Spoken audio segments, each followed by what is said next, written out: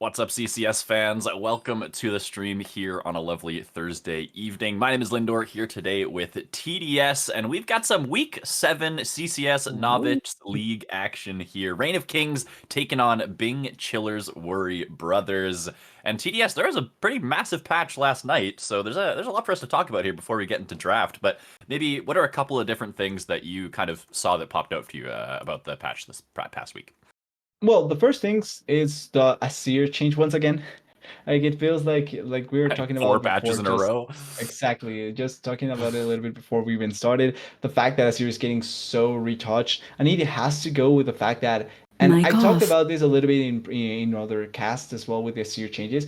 The previous changes that they did to him, I thought, were more focused towards what the general play style felt like for Asir, and I thought it was a buff. Right. Because Asir players were being aggressive, wanting to go in, highlight plays, Emperor's Divide towards the backline so that you get the highlight reel and play and things like that, right? And that was kind of the direction that I thought they were taking. That's why I thought it was a buff. But now with this more recent change, their approach feels kind of different because now they are trying to make it so that his late game value is better. That Yeah. means W buffing, out attacking potential, stacking up on the Sense Holders, things like that. Even though I'm not sure if they put back the threes a thing. The threes too much. The thing that Asir had with three Sense Holders having extra attack speed or things like that. But if they are making changes that kind of go conflicting with what they did previously. And that's a really weird Mic thing because on. now I'm not sure what the direction they want with Asir. Do you want him to be a super late game, safely on the backline carry? Or do you want him to be a highlight play kind of champion? Or you can also make it so that he's a little bit more early oriented, but you take away damage late game. But that Right. also attacks his identity that everyone has known him for a while. So it's Mhm. really weird the spot that Asir is currently. And that's just Asir. Like there's other champions that we haven't talked about much. Obviously, we do have Milo. I think did get a little bit of love. No one is in love, but a little bit of a tax here and there because he was kind of an interesting champion. I don't think he was necessarily super strong, but he did have some like lanes that felt unbearable to play against. So it's champions that I think deserve to be hit, but that do feel weird that they are being hit. And there is a Milo first pick. Yeah, speaking of it, Milio. Sorry. Emilio coming right out here. A couple of bans coming through for these two teams as we jump into draft as well. But yeah, a couple other notables just to go over. Annie nerfs, Vagar nerfs a little bit, some Sejuani and Wukong and Vi Boo. touches for those jungle matchups. Alistair's been buffed again for like the third patch in a row. I guess they just Oh. want the cow in the meta. But back to the game at hand. Senna and Cho'Gath locked in here Mic for the off. Chillers. Okay. Really like the Senna Cho'Gath combo. It also allows you to play around the fact that Cho'Gath can be a flex both mid lane and top lane. So it's not Yeah, necessarily given that it's going to be Senna with the Cho'Gath down there in the bot lane. Maybe right. it's a plan to attack the Milio. He's still a really new champion, so there's not a lot of ways to go against him. Not because like he's super strong or anything like that, but there's still things to discover about the champion and about pairings around him. The Sivir gonna be the pick here with the Wukong, so nothing much changing in terms of the overall remaining meta picks. I think Yeah. Wukong, really good jungler, makes sense that we're seeing him here. And then the Sivir to give him a boost, as well as maybe provide for the rest of the team, not a bad option. And then closing it out with a Kindred, a lot, and I mean a lot of late game power here with these three picks Yeah. from the Chillers.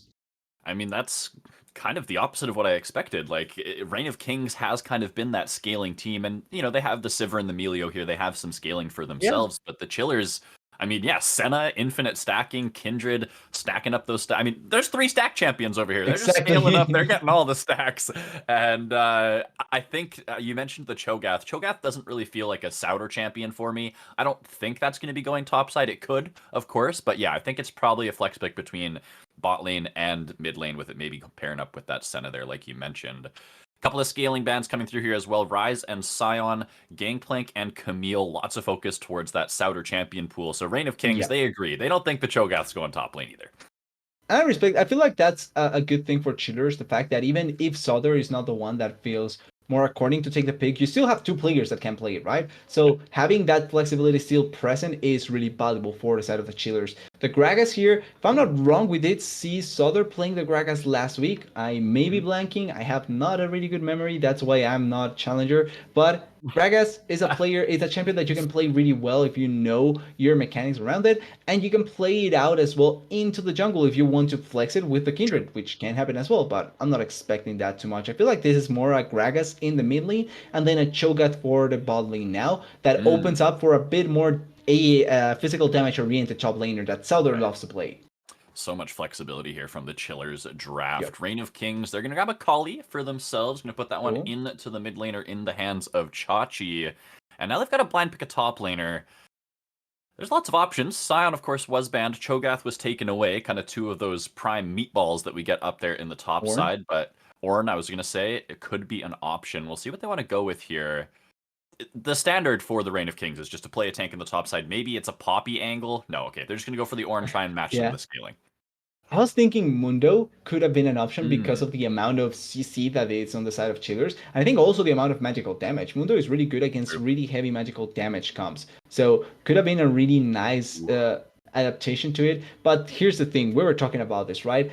The counter pick for Souther, they were lacking a bit of physical damage. They add the physical damage here with the Fiora, and it feels more of a Souther pick. As well, because you now can give more focus to the top side. You're playing Senna Cho'Gath. You can just leave them in an island and they can farm and be happy by themselves. You don't need to put pressure down there. You're also playing against a Sivir. So you really don't need to put a lot of focus because these are champions that realistically want to farm till they feel safe and then join fights in the future. That opens up for you to put more pressure onto the top lane and provide for Souther, a player that we've seen that if he gets the resources, he can carry the game out. Absolutely, he can, especially on the Fiora. I mean, we saw it maybe a couple of weeks ago. He picked this against something like the Ornn and just absolutely took over the game. There was nothing their opponents could do, even though the rest of the map was doing okay, right? So Souther, yeah, like you say, he is one of those players that if he gets a lead, he can really take it all the way and carry his team. And I really love this draft from the Chillers, honestly. Like, locking so many different flex picks. They pick the Gragas and they go, hey, this is a Souther champion. He might play it. You never know. And then R5, they slam the Fiora counter matchup. And I think they're just so happy with what they've gotten for themselves here. That could happen? Exactly. And one thing that I want to point out with this drafts from both sides is that typically when you go for a hyper scaling composition like this that has a lot of late game sort of champions, you typically trade out the early stages because you lose out on lane priority and things like that, right? But the funny thing with this Chillers comp is that realistically, they don't lose lane priority in a lot of places. Top lane should be in favor of Souther with the Fiora. Mid lane, the Gragas can contest really well because Akali doesn't really push the issue. You have a lot of ways to push the wave. And then with your body slam, you can mess up the timings of the Akali as well, which can be really effective. And then in the bot lane, it may be a little bit more push towards the Sivir and the Melio, but they are not champions that push the issue early on. They are champions that will try and scale, that will try and play for a later stage as well, which means that as long as you have the other two lanes in a really good spot and bot lane even, Kindred will not have that much difficulty. You won't lose that much lane priority, and that means that you won't lose that much pressure in the map. I think for the Chillers, an even more important thing is having that sort of map pressure that they are not going to lose than just having the scaling factor on their side. Yeah, it gives the Kindred something to work off of, able to get in, get some of those stacks for Banger and steal away some of those camps. On the other side, though, for Reign of Kings, how do you think they can kind of disrupt that strategy? Because bit weird where they've got the Wukong and the Akali who kind of want to make things happen early in the skirmishes, and then the other two lanes just to scale up as some of that late game insurance. So do you think that there's opportunities for them in the mid lane against this Gragas for these two, or where do you think they need to be looking in order to disrupt that game plan from Chillers? Well, Gragas is one of the most difficult ones to try and make a play around, not only because he has the cask at level 6 that just pushes everyone and can dissuade ganks really easily, but also he's surprisingly tanky when you really go into the matchup. He has the extra healing from his passive. You get a really tankier thanks to the tier with Roa and the tier of the goddess as well. You become quite tankier without realizing that he's tankier, and taking trades against him become a little bit difficult. With that in mind, you have burst damage, which can end up working out, so I wouldn't take away from going to the Gragas, but I would rather see Reign of Kings go towards top lane. Because if you put Souther down in the same way that I think that if Chillers keep resources to Souther, they can carry, if you put the Fiora down, then you're losing a really big win condition, and now you have to depend more on the other side of the map that will take a little bit to really find their stride and try and carry the game out. Makes a lot of sense. Try and stop that Fiora from becoming that menace Yep. that they won't be able to deal with later. So for Hastega on this Wukong, maybe that is the lane that he's going to try and go for. Not necessarily to kill the Fiora, but at least make it so that Souter isn't getting solo kills up there, isn't able to Exactly. push the tempo himself. Yeah, we'll have to see if they can do that, because I feel like this composition from Chillers is just exactly what they like. Like, they've got Souter on a champion that into a counter matchup that he can carry on, something in the jungle that can play aggressive, that can do things, and they've got priority in lanes to facilitate that as well. So yeah, I think for Reign of Kings, they have to just find a way to disrupt that plan, and that a lot of that is going to be on the back of Hastega. So we're going to be loaded onto the Rift here in just a couple minutes. We'll meet you guys on the other side of this break.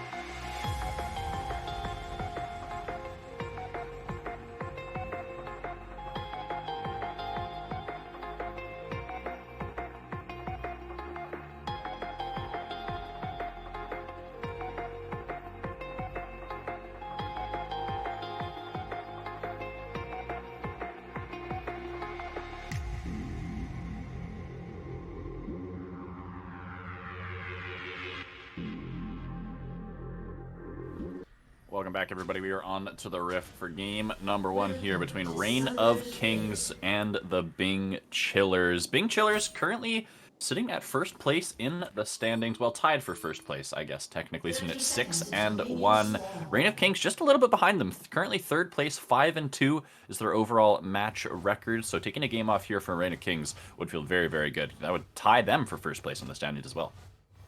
Exactly. Making it so that you're closer to that buy is always going to be great.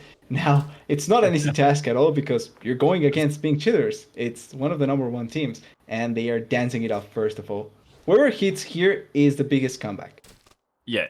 If anyone smacks anyone here, we're gonna have to get some reports coming after this game. But all right, nice respectful dance off to start off this series.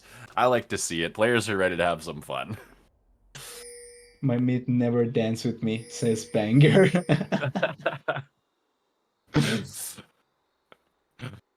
Already there's already a bit of tension in the team. Banger's not coming mid now. He's mad. There's no gigs there. Yeah. But both these junglers starting on opposite sides of the map. Hastega starting up here on the top side on his blue buff. Banger gonna start on his own blue buff as well in this Eastern Conference, or excuse me, quadrant of the map. And we'll see what these junglers want to go for. I'm most curious about tracking Hastega in this game 1. I agree. I think he has a lot of early game potential that he can go for because Wukong is a much better early game kind of champion to the Kindred, and you will not have a lot of pressure coming in from the Kindred. Like, there can be fights, right? But realistically, I don't expect to see the Kindred be that aggressive compared to the Wukong, instead of just trying to high perform and get your marks going as soon as possible. With that in mind, just a quick thing, Ahop missed a soul on the blue buff in the first clear, so already losing out on the Senna playstyle. -1. Unacceptable here. But yeah, we do have He's not a Senna player. The fasting Senna. Ahop, the support player, actually taking the Senna. E-Girl is going to be piloting the Cho'Gath there. So you have to assume this is something they've practiced in scrims. Ahop obviously comfortable on that Senna pick. And yeah, so far, farming quite contently into this Silvermelio matchup. Like expected, TDS, they're not really getting the shove down here for the Chillers. Wit and Badcop are more able to do that with their range advantage, but still, scaling, farming things up, getting those stacks, like you say. The biggest risk here, though, for the side of Pink Chillers in the bot lane would be if it slow pushes when the Wukong is close by, right? He's right now on his red buff. The wave is getting pushed a little bit by the Cho'Gath, so this could be the perfect timing for a gank to come through. But Banger over on the bot side went for the red buff and then decided to come down here. Maybe trying to play it so that he can get the mark, right? That's one of the more important things you have to do with the Kindred, is getting that first mark on the Skull Crab. That's why he's probably hovering like that. It's an interesting path from Banger. He went all 3 of his bot camps up to his red buff and then back down here, to potentially get that Scuttle Crab. But this is the situation you were talking about. Hastega's in the area, Eagle and Ahop. They really want to push this one out, but they're going to be in trouble. Wit's going to get exhausted as he steps forward, looking for some auto attacks here. Hastega is going to find the flank, has Flash available here. Ahop's going to be the target. Flash away by the Chillers support, but the Boomerang Blade, oh my goodness, it's so close. Talk about close. It's not enough thanks to the turret actually providing for the healing there, but that means that the gank doesn't work out 100%, Ahop doesn't die, and Kindred gets the Scuttle Crab. That means that she's not only going to get the bottom lane Scuttle Crab, but also the mark in the top side. Wukong hovering maybe for a repeat gank, but there's a ward. They should know that this is happening. Yeah, I don't know if they can get this wave under soon enough to go for any sort of dive either, so it feels a little bit ambitious, but we'll see if anything comes of it. Banger in the top side picks up that Scuttle Crab for himself. Hasn't been able to get in on any of these lanes just yet, but has been content to pick up some farm, get those stacks starting early. Now is pathing back towards the bot side here. Top lane though, Souter. Okay! Slappy with the solo bolo, but now back to bot side. Ahop could be in trouble here, trying to hide out under the tower. Hastega's got the kill, Hastega's got the flash. E-Girl wants to clean this one up, but I don't know if they're gonna have enough. The shield, the double kill. Hastega finds them both. Banger's still here though. Oh, okay. He'll get a nice little Wukong kill here.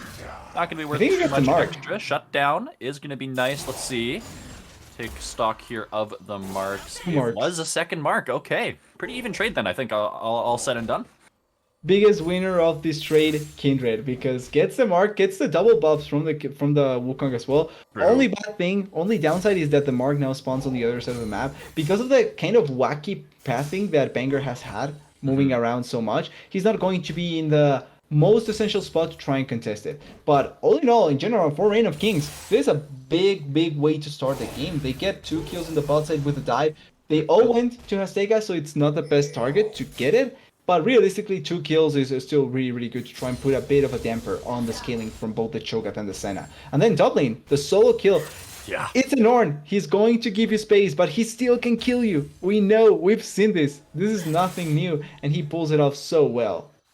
Absolutely. I mean, we expected Souter to just dominate this matchup, but Slappy showing off some laning prowess definitely in this lane. Has been suffering a little bit in the CS department. Souter, of course, with some of the trading advantages that he's been able to get, has been able to pick up a few extra creeps, but I mean, Slappy picking up a solo kill there and getting the flash off of Souter is going to feel very nice. And you talked about how putting a stopper on the pressure that Souter's going to have in this lane is a key factor here for the side of Reign of Kings, and they're not done. They're headed up here into the top side. Souter has no flash. He's knocked into the air. Hastega is here, and Slappy, he's going to hit the R key. He's got the Orncorn. Nice immune from Souter. Okay, Ooh. the parry will keep him alive. Played it off really nicely. They saw their Souter doesn't have the flash, doesn't even use ultimate, which is sometimes the way that some Fiora players utilize to try and escape from those ganks. It's popping the ultimate to get the extra movement speed and then just rushing away. It was a really well managed escape, and that means that nothing really big happens there. He also blows the Ornn ultimate, so maybe solo kill potential later on if Souter does decide to go for it. Could end up turning into a positive play for the side of Pink Chillers. In the meanwhile, Kindred is just farming. Incoming bot. Banger only up a camp so far. Picks up their 3rd Scuttle Crab of the game. Won't be able really to get in onto this next mark that has spawned onto the Raptors. It looks like Chachi in the mid lane was able to put a ward on that one and make sure that those camps are going to be defended. But right now, Hastega is actually going for an invade on the top side. Nice little bit of pathing there from the Reign of Kings jungler, noticing that the Kindred's on the bot side. It was spotted by Wit here. But now, okay, they're going to go for the counterplay, looking for the invade onto these Raptors. Directed Camera wants to watch the lanes, but I'm more excited about these junglers, man. Yeah, I agree. Actually, and I really like the way that Magi plays that, because forces the push and moves with Banger to collect that camp. Even though they probably don't know that the Wukong is close by, they still have to play it safe. And having Magi hovering and shadowing the Kindred in that situation is the more ideal. Because now Kindred 3 stacks. 3 stacks of marks. Really positive for the Kindred. Playing this out like you should, trying to get that 4 mark as soon as possible, and also allowing for hyper carry. Kindred is going to scale into the late game to get really good farm. Even though she loses out on some of the camps in the top side, like the red buff, she's still going to be quite good, although she's not going to get this red buff. Yeah, Banger is trying to decide whether it's worth his time to try and invest and make that red buff trade that you're talking about, but doesn't really have too much pressure on the bot side here. Wit and Bad Cop could roam fairly easily, and Chachi was in the area as well, trying to defend these camps. Now we'll actually go for it. Might be able to pick this one up with the push that Magi was able to get in the mid lane, so it might actually just be all 3 camps traded over. Hastega, though, is on to the Rift Herald in the top side, trying to get that first objective of the game, and now we've got Banger on the Dragon. Okay, these junglers are just mirroring each other exactly. They want to go for the objectives that they can get closer to, and I think that's a really positive thing. It's more so the fact that both junglers are really not giving up anything in the map, but instead are taking whatever is immediate to them without giving a lot of opportunities for the other. I was thinking, why was Wid running like that? Okay, a really unlucky situation there. Yeah, so for those of you who don't know, I have been told that this new patch update from Riot Games has been causing some player disconnections. Yep. So hopefully we don't have too many of those in this matchup. Wit, obviously, being the first to suffer that fate here in this game, but looks like they have reconnected, and we're going to get back into the action here. Dragon got picked up here by Banger. Hastega on the other side picked up the Rift Herald, so objective trades across the map are complete. And Chemtech is going to be our second dragon. First attack, even though it came a little bit later, probably could have been a much weak rush, especially with ultimate from the Cho'Gath. Could have been much quicker. Still, getting that first dragon to begin the dragon stacking is always good to have. And since it's not going to be Chemtech Soul, maybe you can go for a good roll. If they get Mountain Soul, by the way, that just destroys a lot of the game plan from the side of Reign of Kings, because we were talking about this a little bit. A lot of their plan comes with bursting potential.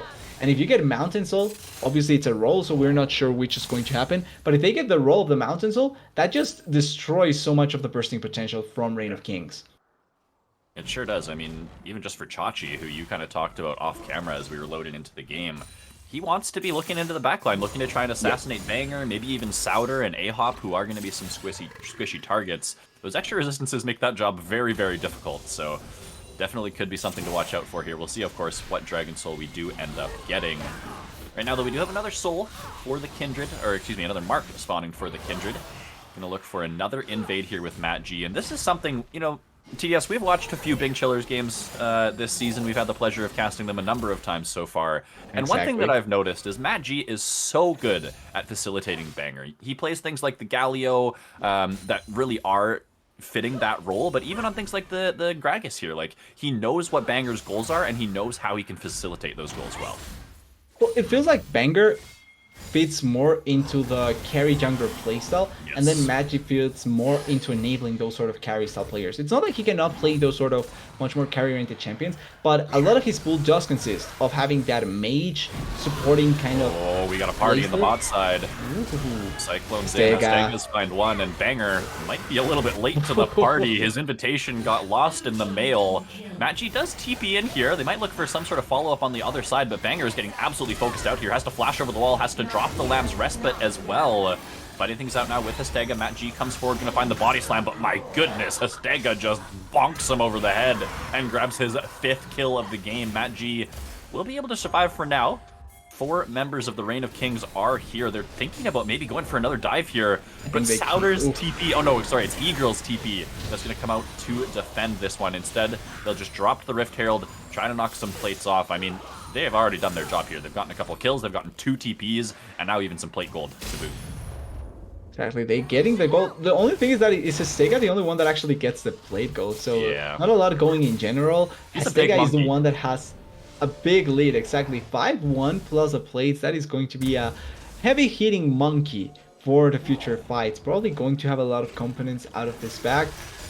Okay, just the boots so far, but that is going to be really good for the set of Reign of Kings. They needed something to play off for their early stages, because later on it was going to become a little bit more difficult.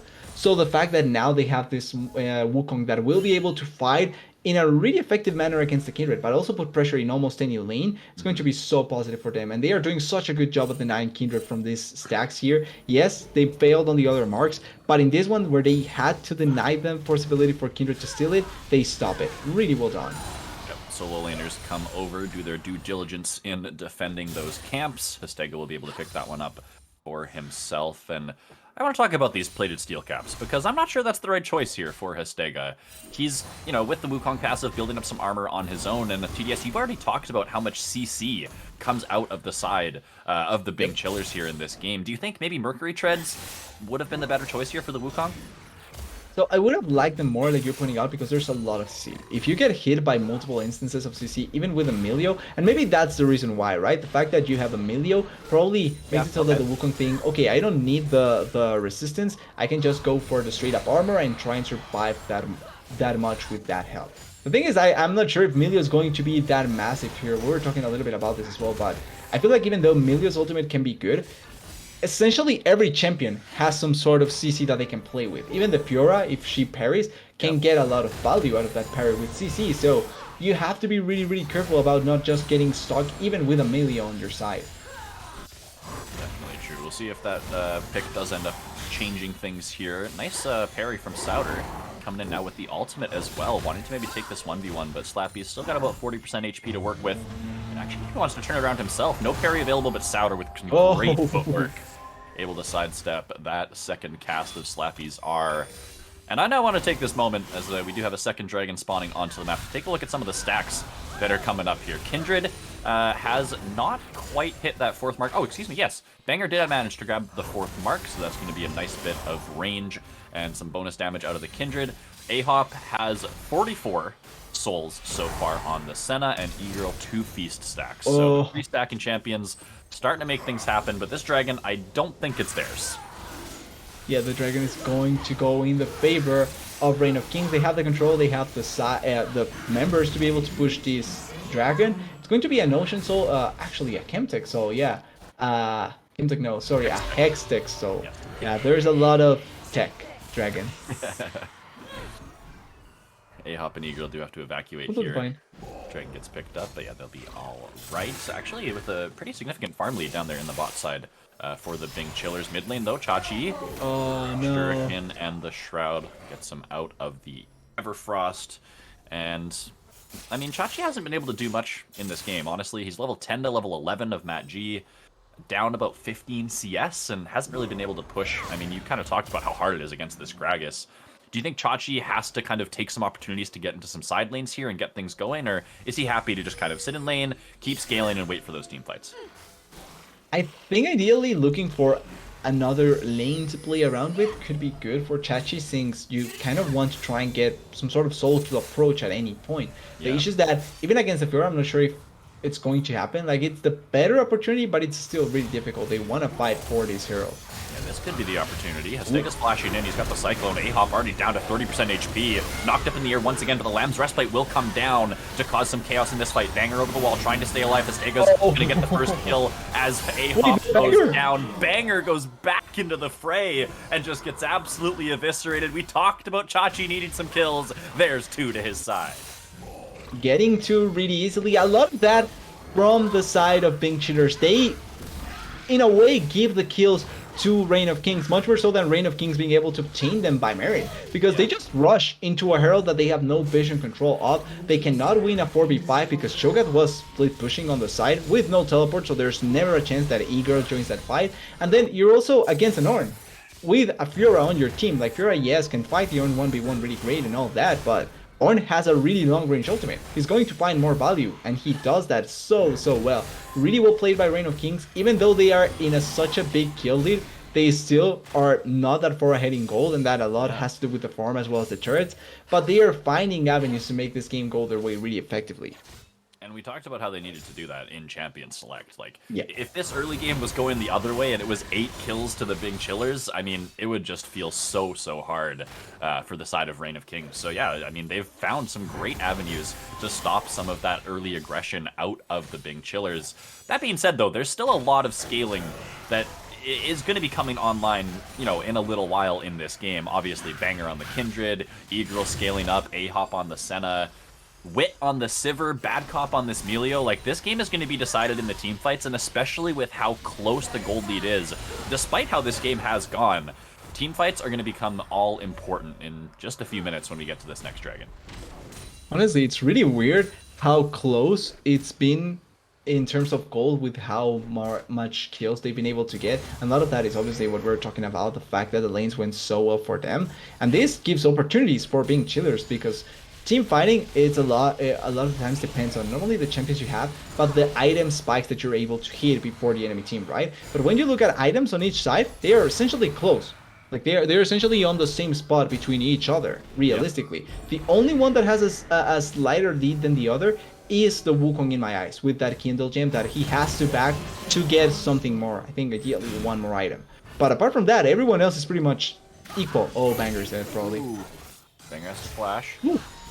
Getting away from that engage. Yeah, Hastega has about 2,500 gold in his pockets right now. Definitely needs to spend that up before this next dragon does spawn. Good job to get the cooldown there off of Banger. That flash is going to be pretty huge for this next fight. And so if you're the side of the Bing Chillers here, how desperate are you to fight this dragon? Are you happy to let this one go? Like, it feels like they don't have too much control. They still haven't hit some of those power spikes on these champions that we wanted. Like, there's still the Roa stacking up for E-Girl and things like that. Do you think it's in their best interest to just give this dragon over and try to fight later when they have more strength? Or are they in a position where maybe if they play the fight correctly, they can kind of get some of those kills and start closing the gap? Honestly, I wouldn't even think about fighting it. Especially now without the flash, I would just give it up. Before the flash, I would still give it up. But now, without the flash, I would give it up even more. Because it's not worth it. It's just the third dragon. You don't need it at all. And you can contest dragons at any point in the game. Because you're playing with double smite. Like, that's the thing. Like, Reign of Kings will be able to get control, yes. But they are going to be facing a situation where each dragon in the future and each objective in the future is against double smite, essentially. Because they have the Cho'Gath beast. So every time is going to be much more difficult for Hastega to be able to get an advantage. And that's where I think the side of Bing Cheaters needs to take advantage. At this point, it's completely fine.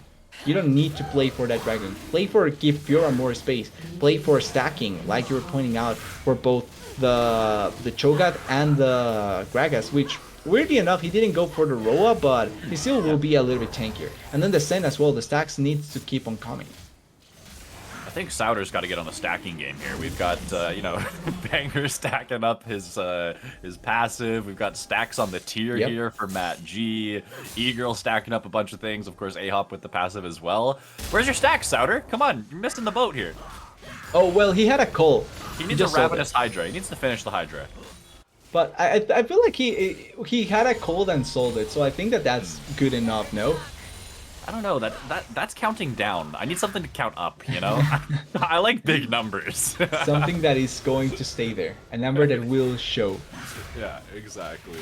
We'll see if he does go for Hydra, or maybe he just lets the rest of the team get those stacks. Yeah, I think so too. Some good wave clear for the split push. I don't think Souter's really looking to join many of these fights, right? Like, he's looking to split pressure, let the team fight for the most part on their own, and depending on the situation, is going to be in a side lane 90% of this game up against this Aura, and I think Ravenous Hydra does make some sense in that situation. But let's take stock here. Gold lead's still pretty minimal. Souter, though, ooh, maybe a little bit caught out here. Astega's in the area. Knockup comes through from Slappy. I don't know if there's a way out of this one for Souter. He's got some dashes. He's going to get a shield here. He might be able to riposte the ultimate. Slappy just doesn't even cast the second half of it. Now he's going to flash away, but Astega's going to flash right on top of him. Lamb Breastplate is going to buy some time. Souter is going to get the kill. Actually, it's Banger that picks it up, but they trade 1 for 1. Slappy now in the middle of 3. This Ornn is very, very tanky, and he's waiting for reinforcements. Chachi is here, but he gets blown back by that cask. Slappy taking so much damage. Banger's cutting this out incredibly well. He's going to get a double kill. And now E-Girl has joined the fray. Melio's in trouble. He'll hit the floor, and Bing Chillers have found 4 kills for 1. They're onto the Baron. That is Baron 100%. They play that out so well. The perfect timing on Banger to get back to the fight and be able to fight it off, survive there, and get everyone else on the spot to be able to play it off. They have the Fizz, they have the Smite. This is going to be so easily secured. I would wait for Souter to come back. Like, I would just give them the opportunity. There's never a chance that Hastega steals this. Never. Because even if he's there, you still have double Smite. That shouldn't have worked out like that. I would have preferred they give it to Souter as well. But I guess beggars can be choosers in this situation. They still get the kill. They get the lead. 3,000 gold lead thanks to that. And now the Baron buff to try and push the issue a bit more. Yeah. Only had to wait a couple seconds to get that Baron on Souter. Would have been very, very nice to have that while he's splitting in some of these sides. But Hastega now has found out A-Hop. Cyclone going to be used twice, and I mean, yeah, the center just goes pop. There's nothing you can do. This monkey's got 2 items and a BF sword.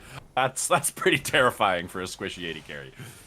Yeah, sadly, the item difference, the damage difference, the level difference as well does go against the Senna, so really unluckily cannot do much there. But still, it's not the end of the world. It's a Senna that is going to keep with the Cho'Gath, so the Baron value is still going to be present. And then you also have the fact that the dragon is not spawning just yet. So you're not going to lose out on getting that dragon. 2 minutes, or just under 2 minutes on that next dragon spawning. We can see Souter up here on the top side. I mean, he just wins every trade against Slappy now. He's got a couple items completed. The Divine Sunder obviously going a long way against cutting through some of this HP of Slappy. The rest of the team are hovering around mid lane. Both junglers are here. Hastega almost has the Cyclone up in about 10 or 15 more seconds here, but I think all eyes are going to be on this next dragon.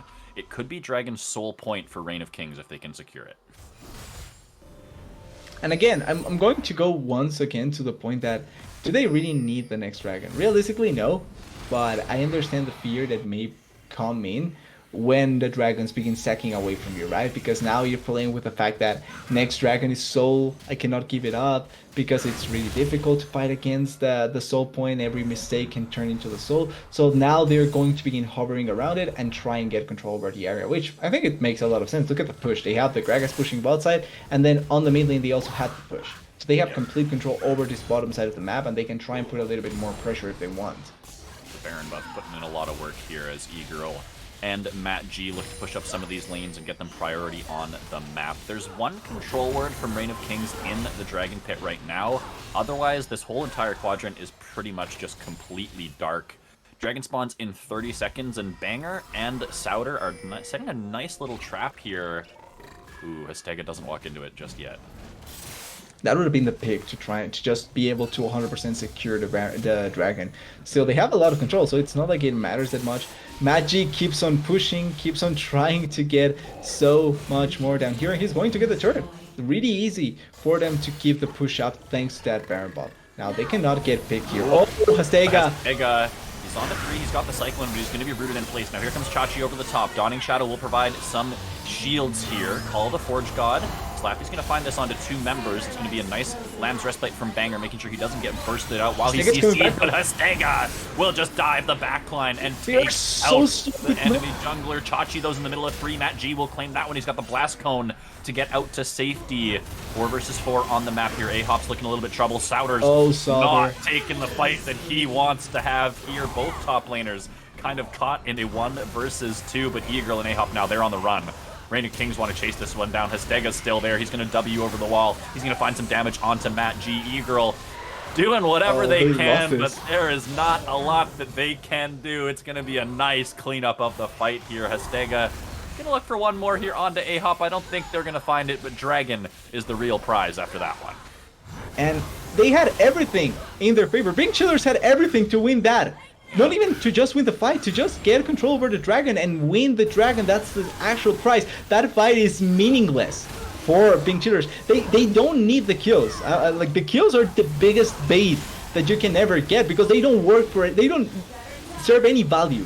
But for Reign of Kings, that fight was the perfect opportunity because they were behind, they were getting pushed, they had no control over the map, so they just force a fight that they need 100% to force because that's the only way that they can come back into the game, and they win it. They break their ankles, they mess up their minds, they make them think that they have an opportunity when they can't, and they just completely destroy that team fight. Huge credit to Chachi because he essentially did whatever the hell he wanted in that fight. Yeah. And even though he dies, survived long enough that it didn't matter. Really well played by Reign of Kings, really important victory, and now Soul Point, what we're talking about. Every fight in the future now, it's going to be a constant thought from Big Cheaters that they have to be able to fight the dragon, because if not, the soul goes to the other side. And especially after making a crucial mistake like that on this previous dragon, like, things are gonna be a little bit nervous for them now, right? They're like, oh, yeah, we just made a mistake on this dragon, gave them the soul point, we can't do that again. They have to try and keep their wits about them and make sure that they're making the smart plays in this scenario. That's a couple times now where around these objectives in this game, the Big Chillers have given Reign of Kings an opening, and Reign of Kings have absolutely capitalized. A-Hop, oh my goodness, he's just half HP from an EQ. That's just not fun, man.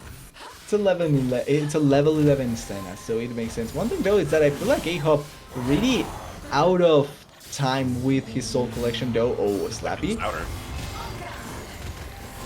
Again, he just forces Slappy to not hit the R-key, but the TP's coming in from Chachi. Look at the Akali mechanics. He's gonna find it. Souter goes down. He just can't finish off this Ornn, man. Slappy is so unkillable. But Souther missed there. Souther actually misplayed that fight because he didn't hit the last Vital. If he gets that, he gets the healing. It doesn't really matter if Akali comes there. With the last Vital, probably you're able to survive long enough that you can escape, or at least force a fight. Ooh, Machi. Looking for a pick there onto Wit. Smartly doesn't blow the explosive path right away, making sure that Wit uses that Expel Shield before he wants to go for it. But that is going to get them priority in this mid lane. They're going to be able to knock the tower down. That's going to give them some pressure on the map. Hastega, though, look at this. He is going to find such a big flank here in a moment. Yeah. Banger's going to walk in. Cyclone is going to find a knock-up onto 2. Now the rest of the team looking to collapse. Hastega's unstoppable, and Banger is next on the menu. It's a double kill for Reign of Kings. They're now onto the Baron. They say it's our turn to wear purple, but Souter TP'd into the top bot lane. I don't think he's going to get anything for a trade here. This Baron just goes down way too fast. The only way they can get this Baron is if E-Girl flashes in and fights. That's the only way. They lose this Baron 100%. So the play from Souther does mean that they are going, okay, Magi may be dead here. He wanted to go for the steal with the cask. Well played. That never works. Out of there. They'll be okay. And they do get a tower in the mid lane here. E-Girl and Souther. Oh, E-Girl is dead though. Yeah, they're kind of giving their lives for some towers. E-Girl with a nice flash, can get away from the shuriken, lays down the silence, but the ultimate is still available now for Chachi, trying to find the gap close, knock up onto E-Girl. Oh, nope. It takes a while to kill a Cho'Gath, but eventually it will happen. Kill goes over, and the Baron is obviously secured as well. And Bing Cheater, it feels like Bing Cheaters are just getting way too desperate in this situation. They are not recognizing the situation that they are in, the fact that they can scale, the fact that they can play around these champions really effectively. And Hastega is playing the game so well. Yeah. The Wukong is unkillable, unstoppable. He has so much value this game because every time that he wants to do anything, he gets it. There's no resistance realistically, and it just is really easily executable by the Wukong. He's level 16, same level as your soul laners. Dang. That really doesn't typically happen. Yeah, that's a level 3 Cyclone, and I don't think we can fault him for these plated steel caps now, TDS. I think he's definitely trying to prove us wrong. He's got a lot of armor in this build. He's got Death Stance, steel caps, and of course the Guardian Angel there as well, so really only has to be careful of the Gragas, maybe the Cho'Gath, and both of them don't have a ton of damage just yet, right? Like, E-Girl has a Randwins as a third item. Yeah, there's some AP coming in for Matt G, but I don't think there's enough first. But they're trying to make a play here onto Souter. Again, caught out a little bit too aggressively in this side lane. Hastega will go godlike. Dawning Shadow is too little too late. And with 30 seconds until this Soul Dragon spawns, Souter's going to be dead for 15 seconds after it spawns. Pretty much they gave it up. Oh, they need to find something. Unless they get a win here. Yeah, no, it doesn't matter. I don't like calling games off when it's still time and you can still win it and you have chances. But this game feels like it's not easy for Bing Cheaters to win it out. Oh no, they're dead. Yeah, they're going to be caught out here. Magi in the middle of 4. Definitely not where you want to be on an AP Gragas. He's going to expend the flash. E-Girl as well. Yeah, caught out here too. Easy pickups from the side of Reign of Kings. Chachi went for a big dive here onto the backline. Has to go golden, has to flash, but will get away. Hastega's still on the hunt. Like, this Wukong goes where he pleases. You talked about wanting them to pick the Mundo.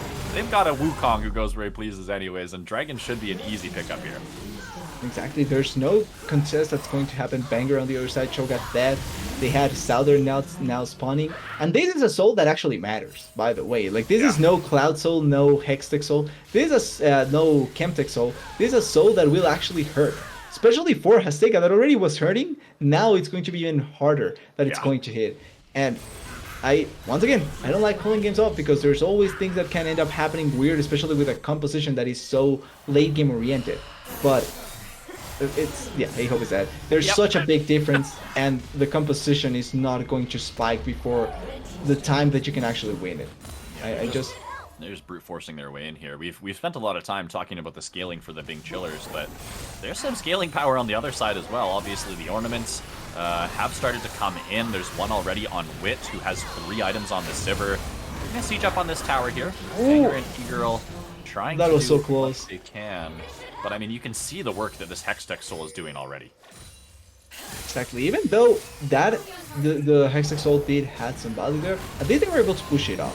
So they need to go. Bing Chillers, what are you doing, man? You've got no business being here. And they are just going to get absolutely eviscerated. 2 in the Death Chamber. And that's going to be an inhib at least, maybe even more here. We'll have to see. I think they can win. Yeah. I kind of think they can win. They have teleport and Chachi, so he can just join if they feel like they can push the issue. Southern. Oh my goodness, he's got to be careful. Hastega's just absolutely destroying him. The grand challenge is issued, but that's not even going to matter. Souter limps away from the fight. A-Hop takes a chunk of HP. The mid He's getting tickled. Will fall. Yeah, I mean, there's just so much damage now on the side of Reign of Kings, and it feels like there's not enough for the Bing Chillers. The only other thing I can think of for how the side of Bing Chillers win is if they go for the split push. Kind of like if Fiora just gets free time split pushing and is able to force the game on their favor, then I can kind of see them either coming back effectively with the Soul, with the Elder spawning in 4 minutes, or Fiora ending the game. It's easier said than done, but that's the way that I can see the game go back into Bing Cheater's favor, because right now it's much more so on the side of Reign of Kings. Well, Souter's finally found some stacks. He's joined the stack brigade. He's got the Ravenous Hydra at 40 stacks. Spear of Sojin as well completed. And we can take a look here at what the rest of the champs are at, but actually Hastega found out a Gragas. Matt G will be able to evacuate for now. A-Hop just hit 100 stacks on the Senna, so that's going to be a pretty big power spike there from them. Banger, though, unfortunately, got 4 stacks relatively quickly in this game. Since then, has only managed to secure 1 additional stack, so hasn't got to that key 7 stack mark, and is really struggling to find any more here. You're gonna have to be a little bit careful. 4 versus 4 on the top side right now. It's Chachi that has been tasked with defending against Souter, but Slappy wants to go for the fight. This is a beautiful angle to recall the Fortune coming through. So Cyclone doesn't matter. Into 4. They're gonna find a banger here into the Lamb's Breastplate, but it doesn't even matter. Just gets absolutely destroyed, and the WorryBrothers are dropping like flies. TP into the bot side here from Slappy to keep their tower alive against Souter, but the rest of the team is just going to walk it in and look for the victory right here. There is no one standing between them and the Bing Chillers base. They're going to grab these last 2 towers. Souter will get some revenge here. He finally finds a solo kill onto the Ornn, but the Nexus will fall, and game 1 goes to Reign of Kings. Yes, Souter maybe going there for the final attempt at getting a turret and a solo kill, but that's about it. You can see it in the score lens for the game. We talked about how little kills do end up mattering when we saw the gold difference for the beginning of the game. It was 8-1, but the gold difference was like 1 key gold, so it really was meaningless. But after the mid-game fight for that dragon, that really spiraled out of control because Azteca was unstoppable. Even though they didn't had a lot of value with the Wukong before that, when they won that fight, Azteca just got everything that he wanted and was able to destroy everyone else. And I feel like a lot of that is questioning the way that Bing Chillers play, much more so than crediting the side of Reign of Kings, even though they do deserve it. I feel like Bing Chillers just dropped the ball because they have Baron. They have control. They didn't need to do anything, just win. Legitimately. Yeah, I have to agree. The 2 biggest fights in that game, the 2 biggest moments, I think, came on the back of Chiller's mistakes. You talked about it around the Rift Herald, where they kind of just walked into an area where they had no vision, got collapsed on and died, and same thing around one of those dragons that you were just bringing up as well. I think that was the story of the game. Bing Chillers made some mistakes. Reign of Kings did a great job to capitalize. I do think there's 2 things I want to mention here. Azteca, you already said it, fantastic job on the Wukong. Without some of the things that he did in the early game, some of those mistakes from Bing Chillers might not happen, and the game looks a lot different. And Slappy on this Ornn.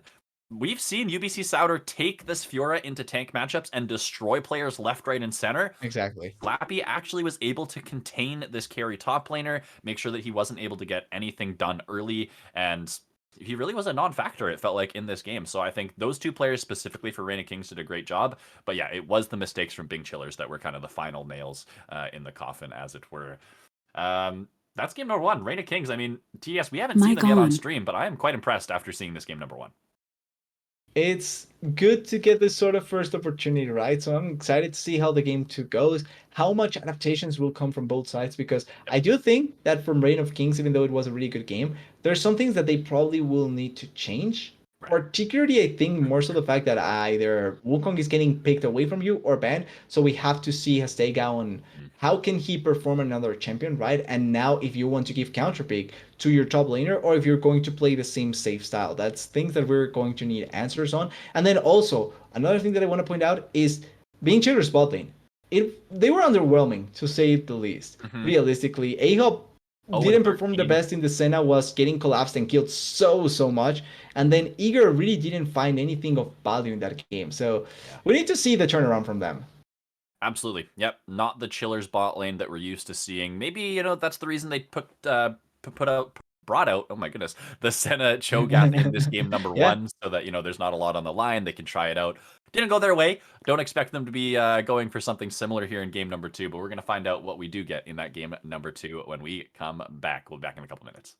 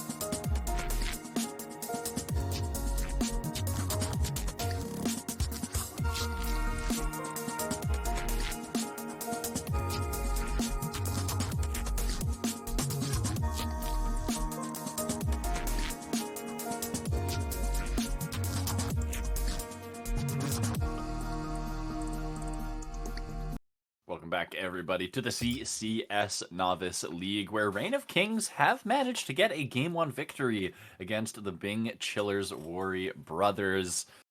TDS, we talked about how, this Game 1 maybe was more due to Chillers' mistakes than Reign of Kings' successes, but they still had a couple of things in that game that we really liked, the Wukong most notably. So in this game number 2, Chillers have selected the blue side.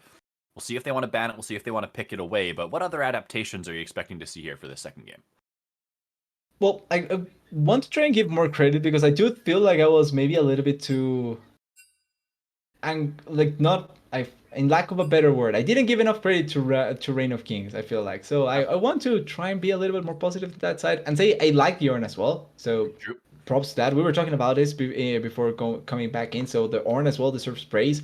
I wanna give praise as well to Milio because even though we didn't see like much of it in action in actual team fights and the like, a lot of the potential plays for the Wukong ended up being followed up really well by the Milio. So it did have an impact in the game. So good credit to those champions. And then I do want to see a little bit more from Chachi particularly. I feel like even though the Akali was good, it really wasn't the kind of play that we expected from Chachi this game. So I hope that we see a little bit more deviation from there, a little bit more flashiness, to put it like that, maybe, and more of an aggressive plan from Reign of Kings, because I do think that if they get the hang of the game early on, they can really do great things, especially Hastega, obviously.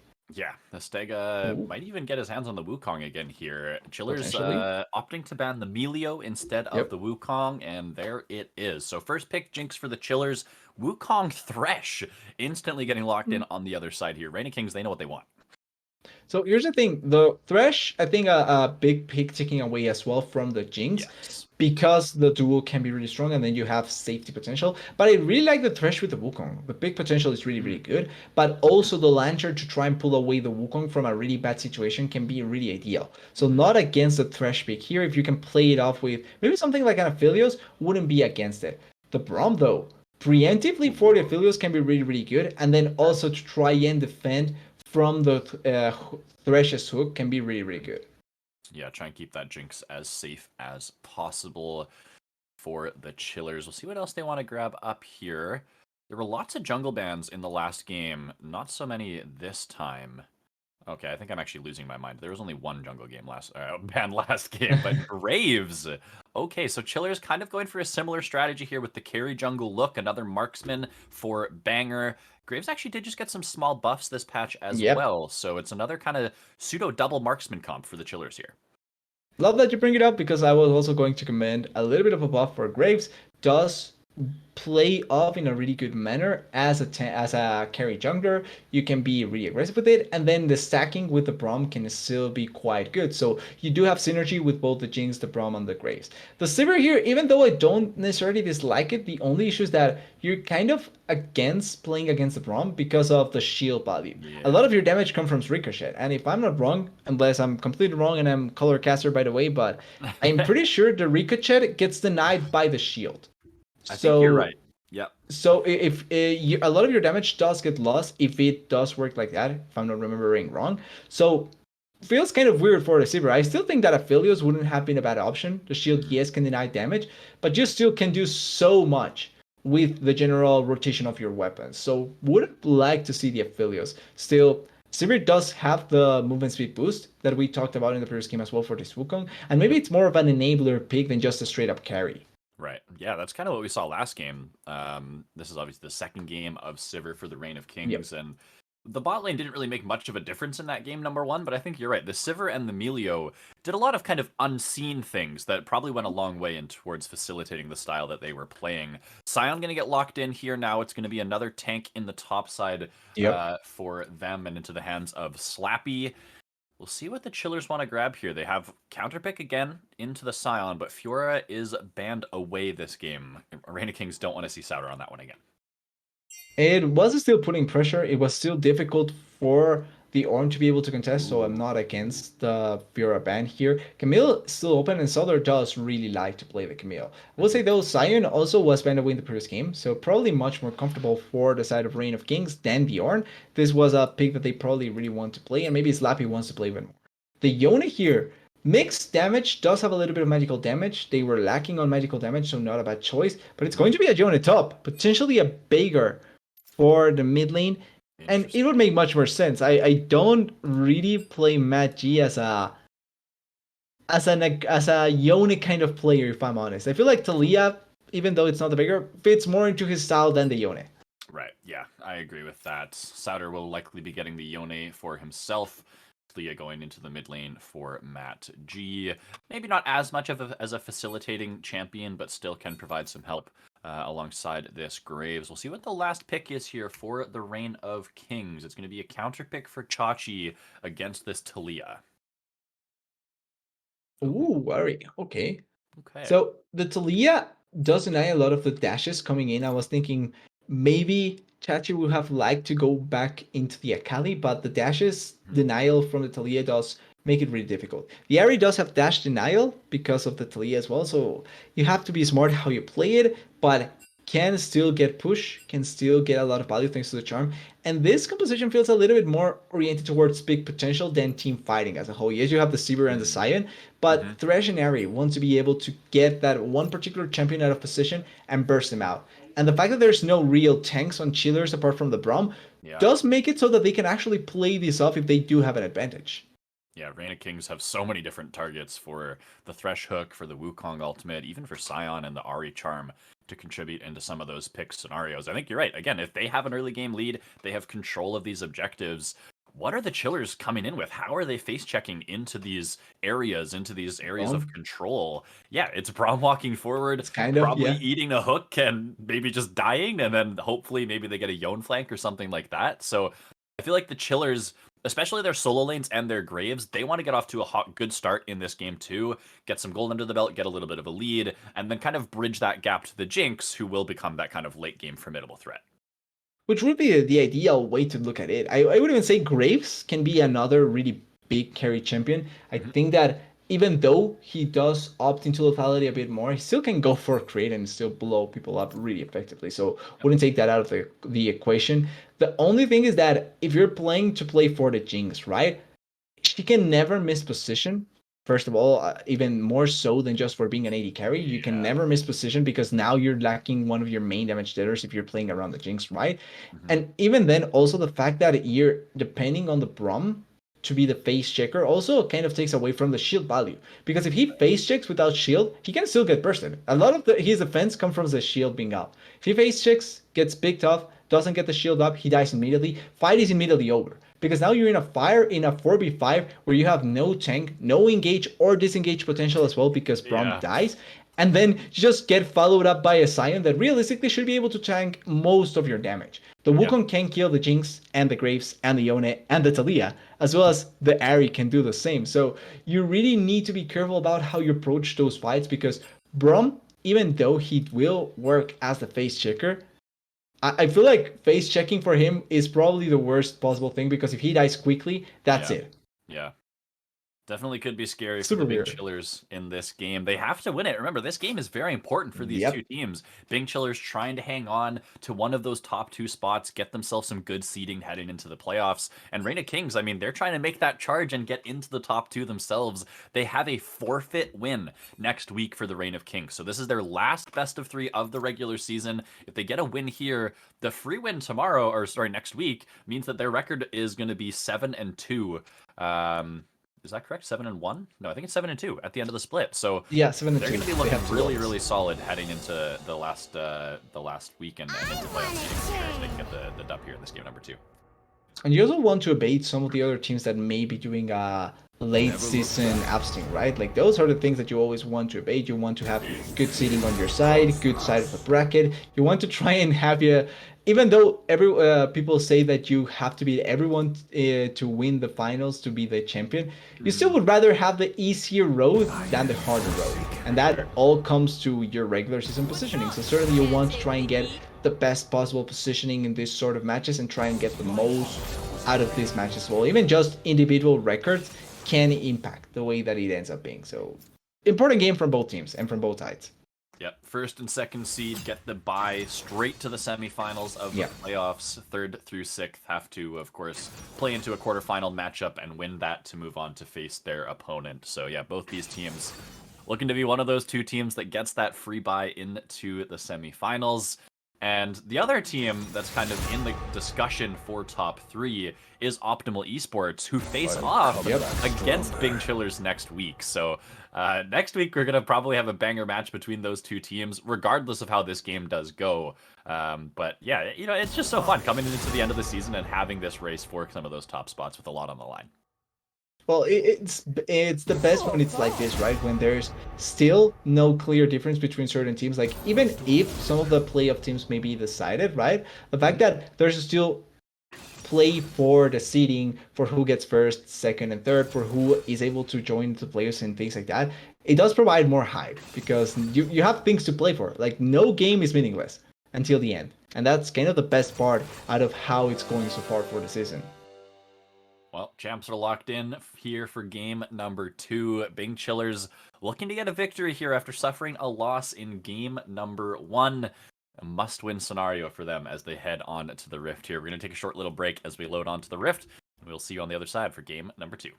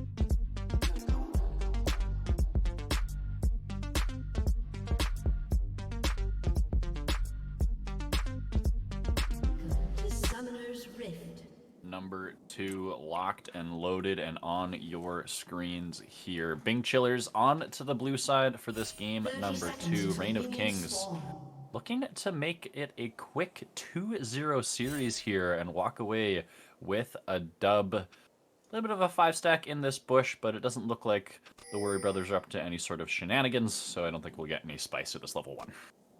Not gonna lie, I thought there was no chance for a level 1 to happen since the Braum is not Thresh. If it was a Thresh going into the invade, well, I guess that makes sense, right? Because of the hook. But the Braum is not really a hook kind of champion, so weird decision. Still, nothing ends up happening. It's just a normal level 1. We'll say, though, advantage in vision for Bing Chillers because of the ward inside of the red buff, but that's about it, realistically. Yeah, nice little word there from Banger over the wall into the red buff. It looks like Estega will be starting on that side of the map. Maybe even actually just start the Raptors. Okay, so his start will be somewhat hidden, but will be Slappy walking across this ward. They'll see him there. They should be able to assume kind of what's going on. On the other side of the map, though, Banger starting on the same side of the map without a leash, so his start will be hidden from the Reign of Kings. Well, Graves is one of those champions that has such an easy time to go leashless, so going to have a really easy clear, or at least go for the full clear in a really effective manner.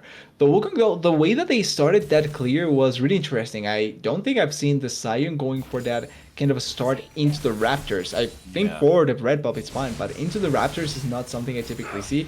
So really interesting decision. Probably will keep the pace of the Wukong quite quickly, but I'm not sure if it's going to be that impactful since they know where the Wukong is starting from.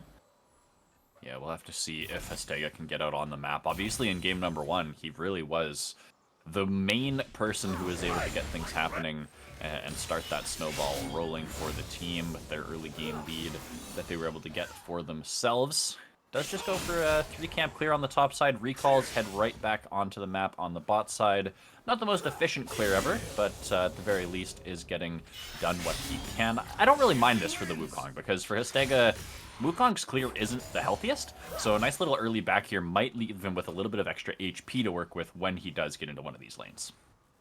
It actually makes it so that because of the leash that he received from the Sion, his timing is not bad on the way that he's moving. Like, he's essentially almost on par with the Graves in terms of the speed that he's moving down to the bot side, and he will have the small item advantage to be able to fight against the Graves if they go for the Scattercraft.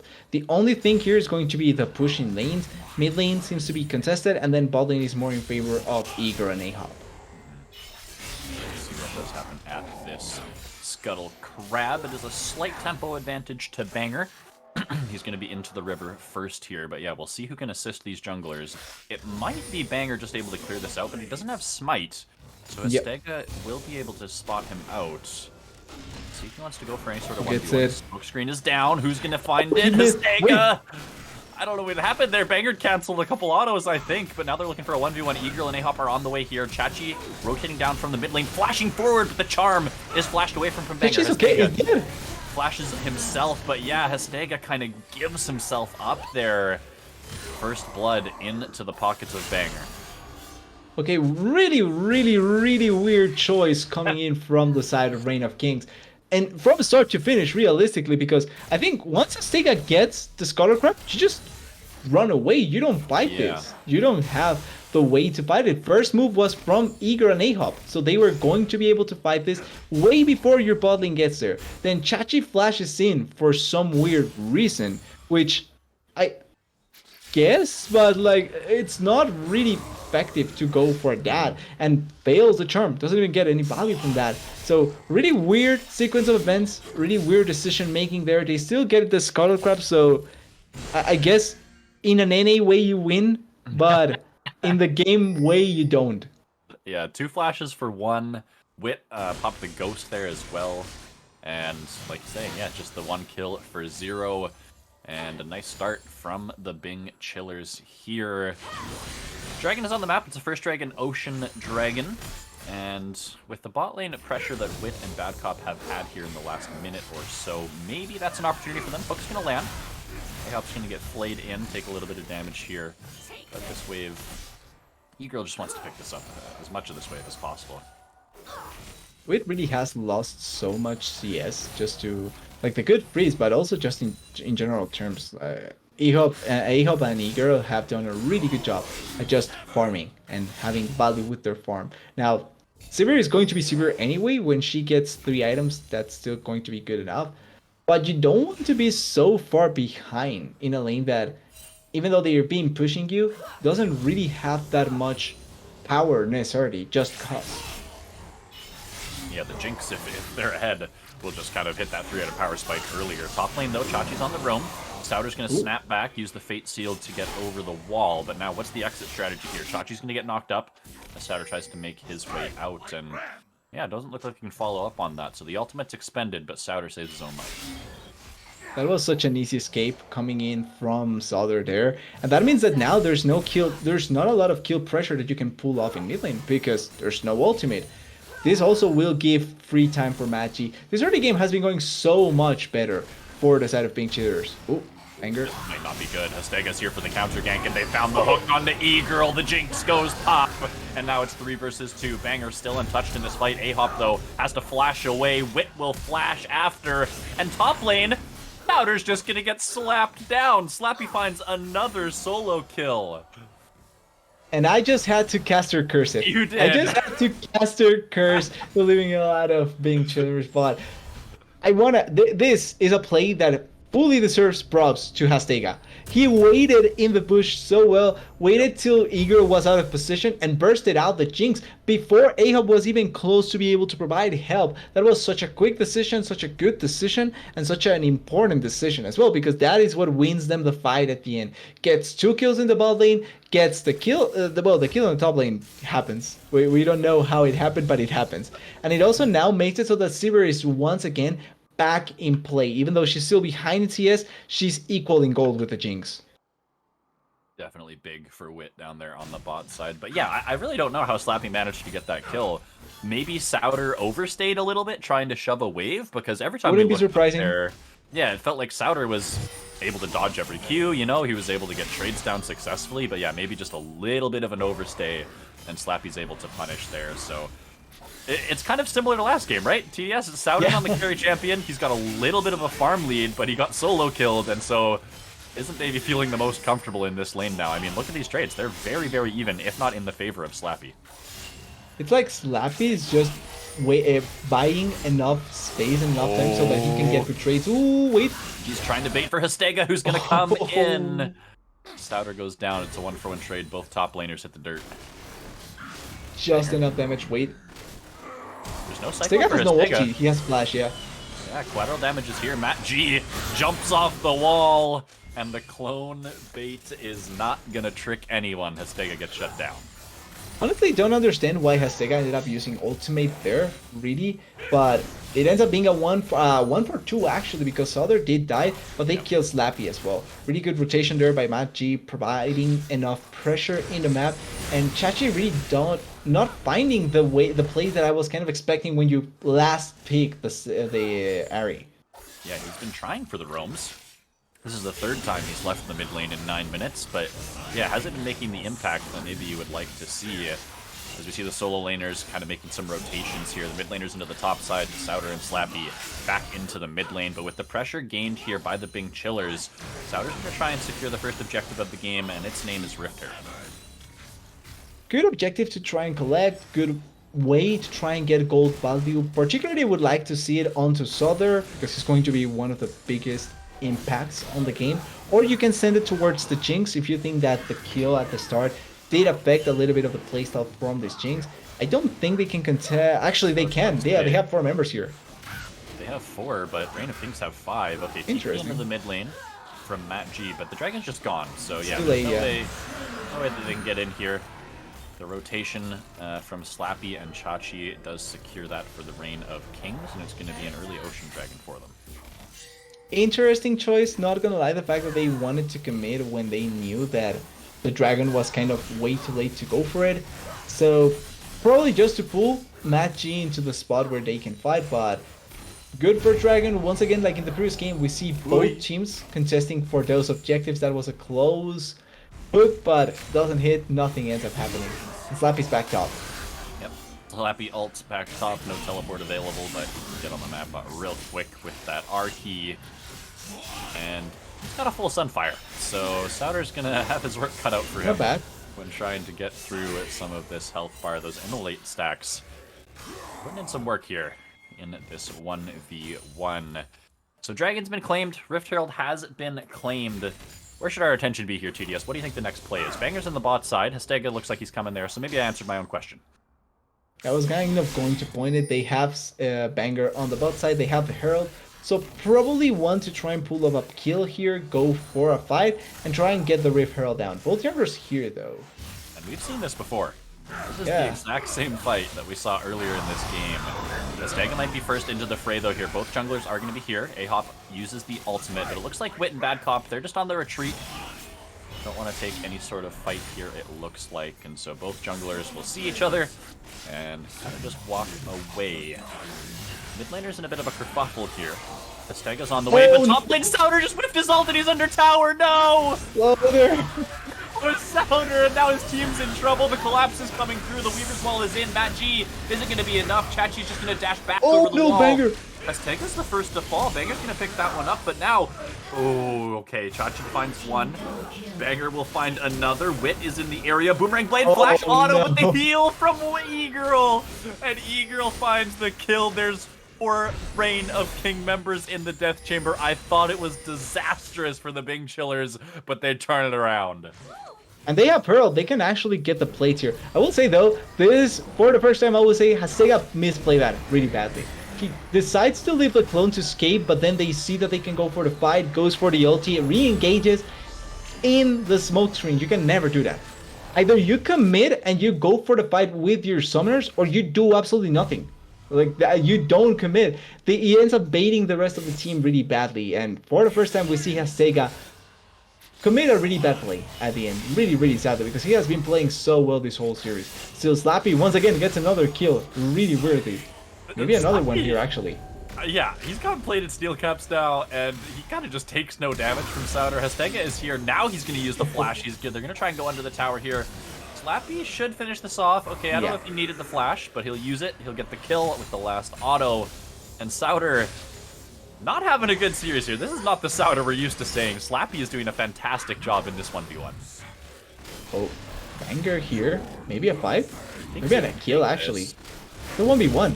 I kind of think Slappy wins this, but there is a roam on the way here from Matt G. Slappy's 2v1 now. Realize that. Ooh, we're gonna find the seismic shove, but bot side Eagle's gonna get hooked up, has to flash over the wall. This is starting to get a little bit messy here, TDS. Slappy's pressure is actually making it so that there's opportunities still for the side of Reign of Kings, right? Yes, they are still in a gold deficit. They are not doing the best, but Slappy feels like such an unkillable force. Yeah. He is, though, itemizing a lot of armor, and maybe the Talia will be able to deal quite a bit of damage to Slappy. But against the 4 other damage dealers, has a lot of armor. Yeah, it is Leandri's from Matt G, so he seems like he's aware of that, wanting to make sure he's indexing towards some health shred and try to deal damage to Slappy, because he kind of, like you say, is the only one who can do so.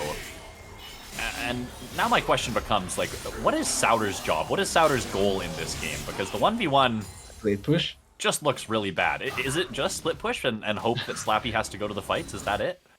That, or in team fights, get a perfect angle on the side and be able to get a good ulti onto Wade and Bad Cop. Maybe that. That's kind of the way I'm looking at it, because realistically, I don't think he can solo kill Slappy just yet. Yeah. Or maybe he does. Here's a chance to see it. Yeah, we're gonna see the 1v1. Yeah, Slappy just doesn't take damage, and Souter has to retreat. So, yeah, needs at least a couple items. Maybe Blade of the Ruined King plus a Kraken Slayer would do it. I don't know what the build will be exactly from Souter, but we'll keep tabs on that. Meanwhile, the rest of Bing Chillers are in the area of this dragon. They have started up the objective. Ahop's going over the wall. Gonna get charmed up. Uses the shield to get away. Work Earth will come down, and Banger will be able to secure it. So some nice zone control used there. We're going to equalize the dragon at 1 apiece. For the second time in a row, we're going to get a Hextech Drake. I really like this Drake. It's going to be fun seeing the the wacky angles that they can try and force with fights with the Hex Gates. Hmm. And once again, 1-for-1 apiece in the first two Drakes. Now it's where we begin seeing if it's going to snowball once again into one side, or if a good fight or bad fight will only happen in Wade. He's fine. Wade had the spell shield. If there was any sort of follow-up there, but yeah, that Mountain Dragon should be feeling pretty good for the side of the WorryBrothers here. Souter's still suffering in this 1v1. He manages to get the cannon. That was his one goal. But TDS, the main difference between this game and the game number one is that the kill score is even. Like, everything else is somewhat similar, right, to what we saw in game number one. It just is the kills being even means that with some of the extra laning prowess that we're seeing out of the Bing Chillers, they have a bit more of a lead. It's almost 2,000 gold, 16 minutes in. Souter's got to be careful. Don't die again, man. He's got the shield from the W. He's going to actually go back in. He wants to try and do this, but Slappy just slaps him down. And now Chachi's in the area. Charm onto Banger. Matt G with the Weaver's Wall coming over the top. Wants to try and take out Slappy here, but there's some members in the area. Hestega, he's ready to go. He's got the Cyclone. The knock-up comes through. Chachi's going to throw out the Orb of Deception. But they have to be a bit careful here, yeah. The clone gets knocked in. Chachi has flash. Banger's on the chase down. He's got some red buff slows. Matt G's flashing forward. And it'll be a rampage. Now Bad Cop wants to look for a re-engage, but I don't know if that's the move, man. Matt G's gonna clean them all up. Jinx Rocket not gonna find its mark. Bad Cop goes golden seismic shove, not gonna be timed. The death sentence does land, but that's 3 for 0, I do believe. Oh, no, I guess Souter went down. We'll call it a 3 for 1. Do people not know how Talia workaround works? It's anything that dashes on top, doesn't matter how or where, unless it says unstoppable. You cannot dash on top of it. And Magi just gets a free kill because of bad decision by Bad Cop and Hestega as well in that play. They don't have the damage. This Harry is useless. As much as it hurts me to say it, because I'm a huge Harry fan. This Harry is useless. Doesn't feel like she does damage, doesn't do a lot in those fights, and then when you see the value that instead Magi has over the Ahri, it's night and day. You cannot do anything with this Ahri, and that's a lot of the game plan, by the way. Or maybe not a lot, but that's still a good part of the game plan from the side of Reign of Kings, because they wanted to play with picks in mind, and this Ahri is a good part of that. Yeah, the Charm is such a great pick tool, especially when paired with the Death Sentence or something like that. The good news is, like, the Charm will still have some value, but yeah, the damage that will come afterwards out of the Ahri definitely doesn't feel like it's going to be as impactful in this game. Matt G, well and truly, has dominated this mid lane matchup. 5-0-2, 150 CS already, and now is being tasked with the job of dealing with Slappy, and so far is doing a pretty good job of it. Well, at least it's able to deal quite a bit of damage. It does answer our question, though. Doesn't seem like he's going to be one of the main forces to be able to deal damage against the Scion, so probably...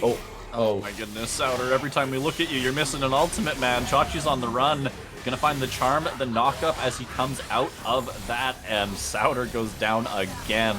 1-6 here for the Bing Chillers top laner. Mid lane Bad Cop getting a little bit low, but we'll be able to be alright.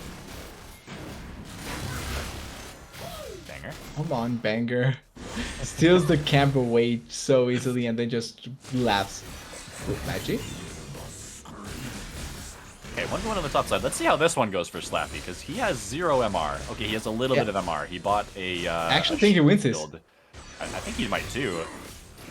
30 MR on the Aegis. Matt G is going to go golden. Nice timing. Not going to get knocked up by the slam, but Slappy's still got the ultimate. Ooh, TP coming in. Oh, nice sidestep from Matt G, though, keeping him alive for now. He actually lost. The seismic shove, though. Bad Cop is going to make the difference, and Souter, he TP'd in to help his friend, but man, now you're just both going to die. Double kill for the Ahri, and we just talked about how Chachi maybe wasn't making the biggest difference. 2 kills will definitely help in that regard. 100%. The more AP you get, the easier it gets. And I will say, I'm never doubting Slappy again. He actually was just able to outplay them at the end with the help of the team, namely. But he outplayed them. Full credit to Slappy. The ultimate could have been better, but you get 2 kills. And that's all that matters. And it was a shutdown from the Talia. So even though they will lose this mid lane turret, I still think it's worth. The shutdown from the Talia is quite a bit of gold. Yeah, the gold lead is no. staying somewhat the same. Chachi's going to land a nice charm that'll keep him safe for now. Wait. They're going to re-engage with the death sentence. Double flay. The ultimate Oh, from the sub is so good. But this is just a 5 versus 3. Again, what are the Bing Chillers doing here? Okay, they get one. It's going to be a trade. The Braum goes down, and actually, E-Girl firing off some rockets here, getting a couple kills. Now has to flash to safety. Wit's going to flash after, but Sour's over the wall. He's on to Wit, but the hook will keep him safe for now. The snapback will kill him, but Sour goes down as well. It's a 4 for 3 so far. We've already seen this 1v1, Matt. This is not going in your favor, my friend. Maybe he can take out Bad Cop. He's peppering him with the pebbles. Oh, it's so close. But it's not going to be enough. Seismic shove to keep Slappy off of him for now. Those rocks hit hard. It's only a matter of time. Matt G has to flash over the wall. The red buff's aggroed. Oh my goodness, run for your life. He will live. I really thought the red buff was going to get the kill there. But Magi at least doesn't die, right? That's the important part. I don't even know what that fight was, TDS. What just happened? Please help. To try and resume it the best way possible, people fought and people died. My God. And Magi ended up alive. And Slappy survived as well. And Backup, actually, I think survived as well. Oh, the charm comes through. A-Hop might be in trouble. But he has shield is up though. On the way. Magi is here. Slappy's going to find a really big knockup. Sour's in the front lines, but he's just getting eviscerated. Banger will now join the fray. Dragon has been aggroed, but it's a hook landing onto Matt G. No. It's a slam down from the Scion. Banger's onto the backline, though, and he's going to take out Wit. Shutdown will come through, but there's 3 in the death chamber, there's 4 in the death chamber, there's 5 in the death chamber, and Reign of Kings will once again find a fight. Okay, you asked me to describe the previous fight. I honestly don't know how I can try and describe this fight, because it was way more chaotic than the previous one. So one thing though that I did notice that was kind of fun is that they were forcing themselves into Dragon Fortified, right? But Big Chillers was inside of the pit. So the dragon being popped means that they are getting stuck in the pit, taking the extra damage from the dragon as well, but also cannot escape. They are forced into a really bad spot, and we talked about the fact that the Braum is the one that is face checking. He did have the shield this time around, but as soon as shield is down, you're still taking the full brunt of the damage. Meanwhile, Slappy is tanking everything from being cheaters. No, Souther, not again. Souther, he's ulting the clone, and he's dying again. But the good news is, TDS, guess what? This is a Yone. He's got 10 deaths. That means he's power spiking. Or so I've been told. I thought that was only with Yasuo. I thought Yone was 15 deaths. Oh, is that? Oh, no. Oh, no, he needs 5 more, but wait a second. We're onto the bear here from Bing Chillers. We have the damage. There's no smite. Yeah, there's no one on the map. This actually could be really smart. Chachi's in the area, Wit as well. They're trying to buy time. Can there be a fight to be had afterwards is the question. Smite comes through. Bad Cop over the wall. Gonna find a hook on it to the enemy support. A-Hop may go down. Slappy comes flying in with the ultimate, but only is going to get a charge into the wall.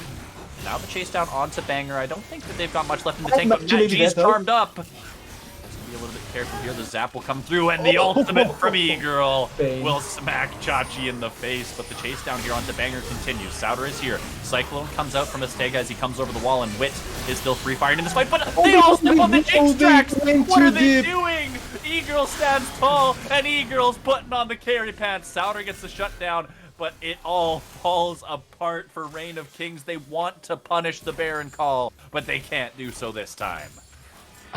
I don't like attacking the area that much, man. I hate having to command on the area, but that was so badly played by Chachi. Like, I understand the thing that the way that they played it after, right? Maybe committing way too far inside of the enemy jungle, way too disjointed, 2 members on the side, 2 members on the other side. A little bit too disjointed for my taste, but I kind of understand that. But if you know that they are doing Baron, because they are, and as an area you have mobility tools, you have 3 dashes plus a flash, you have to try and play it so that you go outside of the pit, you poke, you take damage, you force them into a bad spot, because if a fight happens after, that way you can deal more damage. I think Chachi was way too worried about dying before even doing that doesn't commit to the play. And that could have been the difference maker in that fight. Still, really good Baron call by being Chillers. That can turn around the base of the game once again. And they have the gold lead thanks to the couple of shutdowns that they got. Still think Souther loses this, by the way. Oh, Cyclone? On the other side. This time, Chachi's into the fray. I think he might have heard you. Machi's He's right on top of Matt G, and he is going to go down. Now E-Girl has to deal with this Wukong. There's heals coming through from A-Hop, but Astega is barely able to finish that one off. Meanwhile, on the bot side, Slappy is dominating. He finds another kill, and the rest of his team is not looking too good. Banger looking for the chase down. Slappy's just gonna flash on him. He says, no, that's my AD carry, man. You don't touch him without me having something to say about it. Banger gets the flash out of Wit, but it's a 5-for-1 ace and Reign of Kings. They haven't quite re-secured this gold lead, but these fights continue to go in their favor. But guess what, Lindorr? Guess what was just lost? 5 Baron buffs. Great value of the Baron there for Reign of Kings, because it actually didn't matter at all. They lost the previous fight, but they stopped the Baron, and they now are just 500 gold behind, which is relatively meaningless, so not going to be a big difference. Astega, even though with I think a much lenient game compared to the previous one, still doing quite a lot, able to get the kill onto the Jinx once again. He's doing a lot to be able to get to that backline and deal the damage to that Jinx. And this was one of the first times I think Chachi played it really well. I have to give him props when he deserves it, and he played this fight a lot better with his angle to come into the fight and then playing to kill Matty as soon as possible. Oh no, not just as I give props, please. Not the caster curse again, but he's got the spirit, He's right? alive. Let's go, Chachi. Okay, they get the ult out of Matt G, they get the ult out of Souter, and he's out scot-free. And 40 seconds for Dragon. Big cooldowns are going to be burned. Gold lead dead even in this game number 2. 2 items across the board here for all of these players apart from the supports. And we are going to get at least one more team fight as we crest the 27-minute mark. Dragon on the map in 15 seconds. It would be soul point for Reign of Kings if they can secure it, and they have all their resources on this bot side of the map. Chachi's top side, he has teleport available, the rest of them taking control of the river. And I like the fact that they are sending Chachi towards Solder, because Slappy is so strong. Oh, no, no, Hasega's here. This is a very deep Wukong. Actually, but he's just killing them. Eagle has to flash. He's still alive somehow in this fight, and the TP comes in, but they just blow him up. Banger is going to be the first to die, and now there's no smite on the side. Souter's just walking forward, but that's just a 1 versus 4, man. Thanks of his health bar almost. And Slappy is just so confident now on this Scion. Stepping forward relentlessly. A-Hop has to tank the unstoppable onslaught. Matt G is getting a lot of damage off here. They are going to get one on the other side, but Solder is still alive. I don't know how the hell they are still alive. He just keeps jumping in, and he just can't do anything. They did get 2 kills, though. They knocked the Ahri here down as well. I don't know. This Dragon is still alive and available. So there's no smite on either side. Yeah. At least 6 seconds. Magi is on the side. They should be careful about this, just in case. I think they're going to wait for junkers and reset fight. Alright. What got used there? A couple flashes on either side. E-Girl, no flash, heal up shortly. A-Hop expended the flash there as well. On the other side, I mean, some ultimates were thrown the way of the big chillers, but not a lot of big cooldowns used. We might have to wait a little bit for the Sivir and the Ahri ultimate, but otherwise a lot of tools available for this refight. They're waiting on the Tribush, by the way, on the bot side. Yeah, they're waiting on the bot side Tribush. Wait, Banger is alone here. What is he doing? What is he doing? He's just going to get knocked into the air. It's going to be Hastega going over the wall, trying to find him on the other side, but this Wukong in a little bit too deep here again. 1-for-1 support for jungler, and now Slappy has to walk away. Souter on the other side has not been spotted yet, could potentially have a good flank here, but he's got to be very, very careful. This could be such a bad angle. Again! Comes in, Slappy's actually going to get flicked back into the fight. The Jinx Rocket comes down. But it was a dragon! Yeah, Big Chillers have done enough. They push them back, and they're going to claim their second dragon of the game. Stega is so tunnel vision into trying to kill both Banger and E-Girl. Yep. That can work once or twice, but when your game plan is so obvious, I think you have to give the respect to the other team to say, they know that I'm going to go for this for the 17th time. They probably will know that to respond to that. And they do that really effectively. So really disrespectful from Hasega. Needs to give more credit to the side of being cheaters because it shouldn't work that many times. And this time around, they kill the jungler before Banger dies or before Banger is down as well, and they secure the objective. It's still just the fourth dragon of the game. Both sides have 2 apiece, so it's not like it's bad for either side. Yeah. But I think that the fights have gone much better for being cheaters the more items they've gotten, obviously. The fact that now you can penetrate Slappy is quite important because he was just face tanking the damage, but now he's actually beginning to take a lot of damage from the items. Yeah, he also built an Anathema's Chains, put it on Matt G to try and stop some of that AP damage from coming through. But yeah, that Black Cleaver from Banger should have been a lot of work. We also have 3 items now completed for E-Girl, Kraken Slayer, IE, and the Lord Dominic's Regard. So that is going to be helping out a lot in terms of melting through some of Slappy's health bar, which is approaching a very big number. Almost 6,000 HP here for Slappy 30 minutes into the game. But Baron is on the map, and it seems like the WorryBrothers are in the area. They have their sights set on that objective. Both teams, actually, because of that first Baron, it enabled the side of being cheaters to try and prolong the game a little bit more. Even though they didn't get to do anything with the Baron, they still took the objective out of the map, and that meant that Reign of Kings couldn't really push the issue with the lead that they had. So with that in mind now, this Baron being open, this is a good opportunity for either team, whoever gets it, to really push the issue in the game. The Sion is bot side though, so either they start it now or they are going to just give free space for the Sion to push.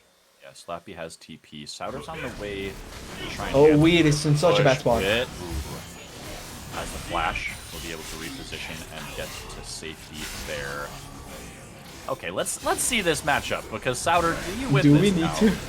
He's got a Wait, board. they started Baron. Okay, Baron's been started up. Mistega's on the way. It's basically just dead. He's got to get in there right now. He failed. Face plants into the wall there, and it's another sneaky Baron here from the side of the Big Chillers. They're doing a great job keeping themselves in this game. They do still have a gold lead, but every time we see a fight, it's the Reign of Kings coming out on top. So some of these little objectives that they're able to grab for themselves do go a long way. Slappy still pushing in the bot side here. Souter trading somewhat evenly now. Is actually going to get a knock-up. He's got the ultimate as well. Yeah, the rest of the team is here. He's going to ult away. Okay, go find some safety. With that in mind though, the fact of the matter is that being cheaters, like you were pointing out, getting that Baron in such a sneakily manner, because it was really sneaky, there was barely any vision around the area, and it's the questionable part that I don't understand from Reign of Kings. You have been winning some of those fights anyway, but you're still losing pressure in the map in your own jungle. It's not like this was the enemy jungle. This was the red side top lane, the red top side jungle. So that's your side of the map. That should be controlled by yourself, but they are losing pressure on that side. They lose pressure inside of the pits, so they cannot fight them with vision, and then they are not respecting the damage values coming in from the side of being cheaters. Also, by the way, levels are so disproportionate right now. They are so much more in favor of the side of being cheaters. Mid lane and jungle particularly are so much more ahead on the side of being cheaters. 17 to level 15 in the jungle and mid here. Also a level advantage for E-Girl, 16 to 15 against Wit. Yeah. Dragon spawning in a minute here. Chachi has had 2 needlessly large rods in his inventory for, like, it feels like 10 minutes. I'm wondering when the Rabadons is going to be coming through here. I'm hoping it's soon. I don't understand what they are backing here. You can push this wave and then just use portals. Okay, gets the... So now completes the needlessly large rods finally, right? But the decisions from Reign of Kings have been kind of weird in some of those instances. Overcommitment for certain fights and things like that. Stega needs to be careful here. Matt G laying in Okay, he's wait.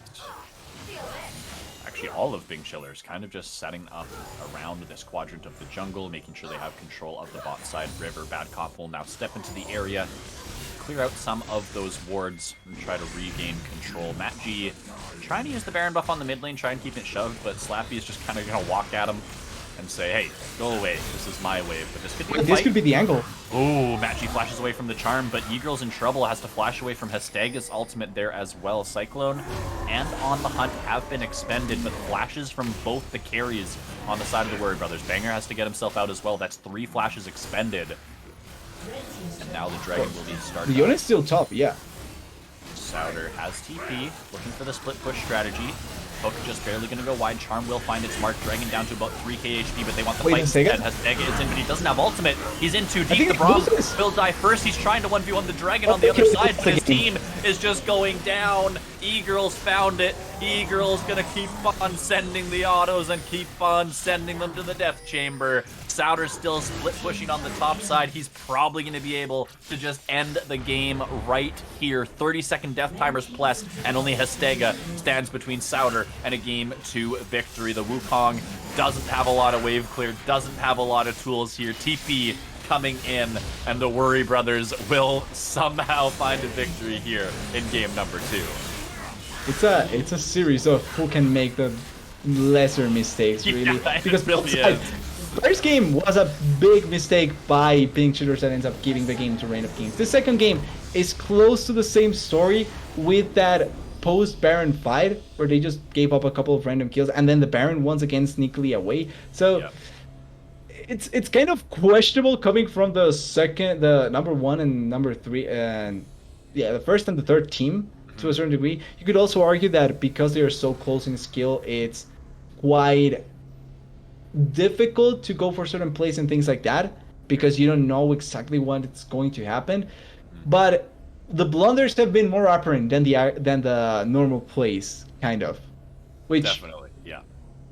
It's questionable, but it's also in the times that you can pull it off, right? It's regular season, so you can afford to make these mistakes here because it's not going to cost you as much as if it was in elimination. There were moments in this game where I was convinced the Chillers would win, and then I was convinced that Reign of Kings would win, and then I flip-flopped back and forth like, I don't know, 4 or 5 times throughout the Neither wanted the win. Yeah, both of them were doing their best to get a loss in that game, it felt like, but Chillers ultimately will come through and send us to a game number 3 here. So we'll take a short little break, we'll get in the lobby, and we'll be right back with some more League of Legends.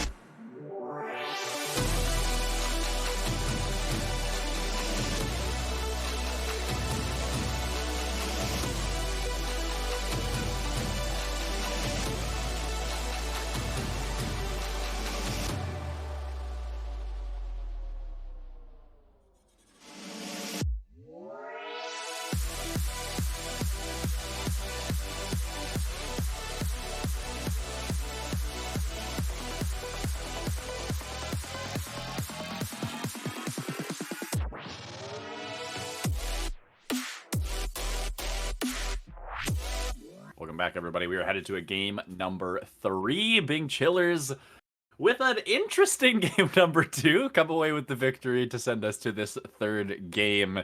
TDS, we were just looking at the standings. There's actually an opportunity for a 3-way tie at the top of the standings when all is said and done after next week. So if Bing Chillers lose this game, if Reign of Kings are able to get the victory here in game number 3, with their forfeit victory next week, they'll be sitting at 7-2. And then next week, when the Bing Chillers play Optimal Esports, if the Bing Chillers win, they'll also be 7-2. Optimal Esports will be 7-2, and we'll have a rock paper scissors match between the 3 teams. So just because of that, I'm rooting for Reign of Kings in this game. Oh, bias caster, I see, Lindorr. That's not the best, but at the I same like time, tie breaks. What can I say? Entertainment value wise, I do like tiebreakers, and they can be really, really enjoyable, especially for the top spots. That is another story that it's not typically told. Yeah. So probably going to be exciting if it ends up happening, but for that we need to get that Reign of Kings victory, like you're pointing out. So let's see how it ends up going. They return to blue side after a really weird game. The second game was a lot of chaos, a lot of random things ends up happening. Not sure if there's merit for a lot of the champions to be banned away. I think the strategies were fine. I just think that playstyle wise was kind of weird. Yeah. But it can happen to the best teams as well. Just a Clown Fiesta kind of game can always come through eventually. Yeah, strategy in this game should be make as little mistakes as possible and hope the enemy team makes more mistakes than you make, because that last game felt like it was just an amalgamation of players making mistakes left, right, and center, and it ended in a Bing Chillers victory. So yeah, it was fun for sure. That's one thing we can say about it. But Varus Jace, as well as the Jinx taken away here. Let's compare this to the game 1 ban. So far, everything is exactly the same. Now, Melio is actually going to be substituted in once again from the Bing Chillers. They don't want to see that champ here. It's the adaptation from the previous game added now here. The Jinx ban is a really interesting one because I think that the Jinx was boosted up by the fact that a lot of the fights were really chaotic. Because in normal circumstances, I can see the side of Bing Chillers or the side of Reign of Kings just playing it out so that the Jinx never really find a lot of value. But if you don't feel comfortable going against it, the best thing you can do is ban it away. Now, the junglers are still open. We still have a lot of the top laners open, a lot of the other AD carry supports open as well. So I want to see Reign of Kings still want to stick with the Wukong. It's not necessarily a bad champion. It worked out quite well. I just think Azteca's first game to the second game was a really big difference. Ooh. Instead they go for the Victor first pick. Okay. Surprising, but a consistent mage in the mid lane. Yeah, in game number 1, Bing Chillers actually banned the Victor instead of the Melio. So that's the champ that kind of slipped through the bans this time. Reign of King's going to lock that one in. This is their tried and true strategy. They love playing scaling mid laners, scaling carries, and try to kind of play the early game out with their jungle top and support a little bit more. So this is back to their tried and true, what we've seen out of them. Bing Chillers, though, they're going to get their hands on the Monkey King this time. So taking away the Wukong on their side, we'll get an opportunity to see Banger perform on the Wukong. Banger, a really good player to try and play this sort of champions that can try and carry the game out. This will be a little bit more early to mid-game oriented compared to the previous junglers, Graves and Kindred, a lot more late-game kind of carries. So probably going to be interesting seeing the difference in playstyle that you approach this with. But Saya is an AD carry that does fit a little bit more with what Eager likes to play. Consistent damage dealer, has safety by herself, so it's not like you depend on the rest of your team, and can be a really good lane bully if you have the right pairings. Typically, it's Rakan. A-Hop, I was just looking at that because I was curious if he is a Rakan aficionado. Excuse me. It doesn't really seem like he plays a ton of the Rakan. Much more like in the other engaged champs like Nautilus and Thresh, but could be an option we'll have to see, unless, of course, Reign of Kings take it away. So they're going to get the Sivir again, 3 games in a row, scaling carry to match with the Victor, and then Rakan in that support position. Interesting decision to take the Rakan here. Not necessarily bad, but like you're pointing out, I don't remember A-Hop being a big Rakan player from what we've seen so far. Yeah. Probably could be me blanking on it, but not against the decision that you take Rakan. It's just that I'm surprised that you take it here. I think there's other pairings with the Sivir that probably play a little bit better. One thing though that is really good with the Sivir is having that boost on the movement speed to provide Rakan an extra way to try and get into the fights. The Gangplank on the other side here, it's going to be a blind pick for the Bing Chillers, something that we haven't seen much. I think they've given more opportunities to Souther to get the counter pick, so this time around taking the blind pick is going to be an interesting decision. We have seen him on the Gangplank before, and was really aware. One thing that we saw in some of those previous games was he was really, really good at using that ultimate around some of the bot lane plays, right? Very good map awareness when they have the jungler coming for a gank or any sort of skirmish happening. That Barrage can really make a difference, especially with the Wukong, who likes to get involved early on. The Xayah, of course, has the Feather Pull and stuff like that, so I think it makes sense that way. They're also going to ban away a couple of maybe the less solid matchups for the Gangplank, the Sion and the Ornn. On the other side, Reign of Kings taking away both of the mid laners, actually, that Matt G has played so far this series. Talia and the Gragas taken away. Bing Chillers will R4 the Thresh for themselves. And the Thresh here, a weird pairing with the Xayah. Once again, I don't think that it's necessarily one that I've seen a lot. Probably you have a lot of potential. Once again, the E follow-up with the hook can be really good to get a lot of CC lockdown. But with Xayah, you typically either want to have someone that boosts you up to get even more down. Okay, is that a misclick or is it actually going to be played? What is this? I think that's going to be played. Like, Hastega, this is his most played in solo Okay, queue. it's actually, So, it's a clown. Wow. And I have no extra thing to add. I don't see this whoever plays this champion is doesn't have anything better to do in reality. So like, I don't simply have any follow-up for this. And Malphite. Hastega has 25 games on the Shaco, a 60% win rate. Shaco is a champion that just does way better in a solo queue environment compared to in a competitive environment where everyone's working together to track the jungler. You should theoretically be able to work together to figure out where the Shaco is and where he might be making plays. So it seems really interesting, but there's more stuff happening. Malphite locked in for Reign of Kings. It's another weak side tank for them to send up into the top lane for Slappy. And then Sylas is the counter pick. So there's a lot happening in this draft, TDS. Have you ever seen Sylas stealing Shaco's ultimate? Is there two Sylases? Do you get two? That's what I was thinking. Do you get two Sylas? I need to see this, right? Please. There's no way you get a Shaco. That'd be pointless. I wish, please, for the love of God, please. We need to see this. We need to see this. It is such a At least we get something really high for a weird series with that Shaco in the last two picks. It's going to be interesting. So if you look at it closely, right? If you take away the Shaco and then just look at everything else, it's a pretty straightforward comp. Front to back, tanking the top lane, mate in the mid lane, Sivir. It's what they've been playing all series long. Then Shaco. Yeah. Then Shaco. Hastega's gonna have to find some value from this pick in the early game, I think, because if you don't get a lead on Shaco and make things happen early, I mean, you're really not doing a whole lot and making a whole lot of an impact. So the one thing that I think Shaco gives is the mental gap. You know, when you level 2 gank, level 3 gank as a Shaco, you get first blood. Man, when I'm facing a Shaco and my lanes die to a Shaco gank early, I'm just like, bro, FF, like, get me out. I'm done. It's over. I don't want to play this game anymore. Well, I kind of relate that to also the fact that how many times have you actually played against a Shaco in a controlled environment, right? Like, one thing is solo queue where you don't have a lot of communication. The other is in competitive where you have communication between your teammates to know what the Shaco is doing. But at the same time, you don't have that much experience going against it anyway. So probably the lack of information, the lack of experience against it can play in favor of Return of Kings. And I will say, I do think that if Hastega is a good Shaco player, something that is really weird because you have to commit yourself to playing the champion and it's not fun at all, you can try and win and kill the 80 carries really effectively. Even if it's a Xayah, if you're able to blow her ultimate from out of nowhere and then use a clone effectively, you can get yourself in a position when you can just create chaos and mess up the fight completely. And if you blow Xayah's ultimate before the Malphite, then you win the fight because Malphite just jumps in and kills her. But it's difficult. It's easier said than done in reality. So I want to see how good Hastega is, really. Yeah. creating chaos is definitely the main goal of a pick like the Shaco, especially in this environment. Yep. Go in, get some of those cooldowns out, like you say. I'm just taking a look at Histega's match history to see what sort of builds he usually goes on the Shaco. For the most part, he plays AP Shaco. That's all I've seen so far.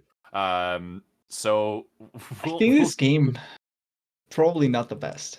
That's what I was thinking too. So maybe he has some adaptability. Obviously, Shaco can be built in multiple different ways, but I'm seeing a lot of Demonic Embrace, Leandries, this type of stuff. So we'll see what he can whip out here in this game number 3. Do you think we see the tank Shaco, the legendary tank Shaco? What is the tank Shaco? You go You Demonic. go Heartsteel. Oh my goodness. You go Heartsteel with Titanic Hydra, and then just stack armor. I mean, it could work. There's Gangplank Wukong Zaya on the other side. Yeah, I mean, I can see it working. We'll have to see what Histega's cooking up because he's I don't know anymore. definitely working on something. All right, you've heard enough from us. Game number 3 is coming up. We'll see you there.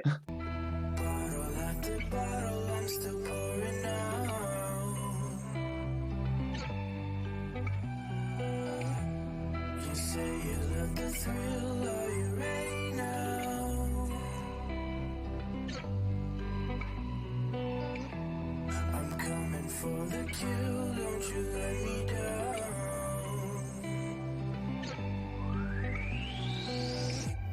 So pour another straight to the head. This room is hazy, no words are said.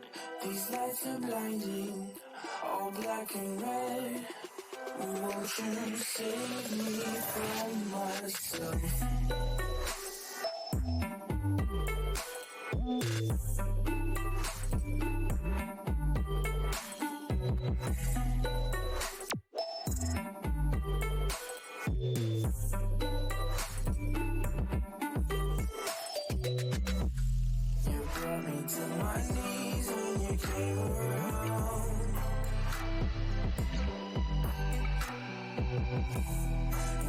They got me weak, how'd you do that now?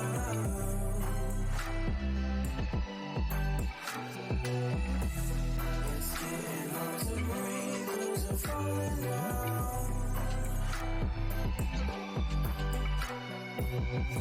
You guess you spell on me, I can let you now.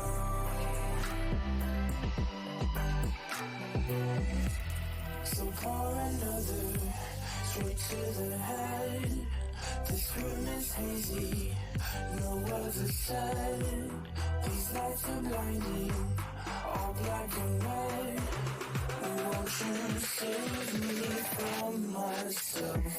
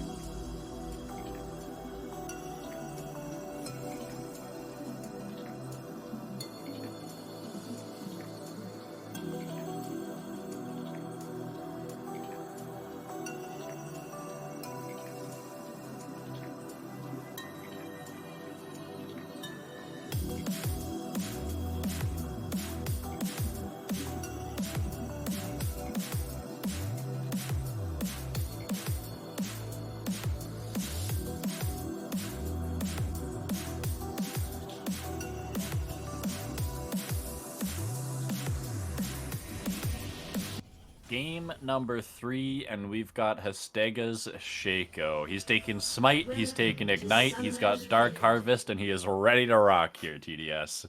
Well, it started great because he already mind-controlled Banger into not picking any items. 30 seconds until minions spawn. Great start. Yeah, listen, when you're playing against Shaco, you've got more important things to think about than buying items.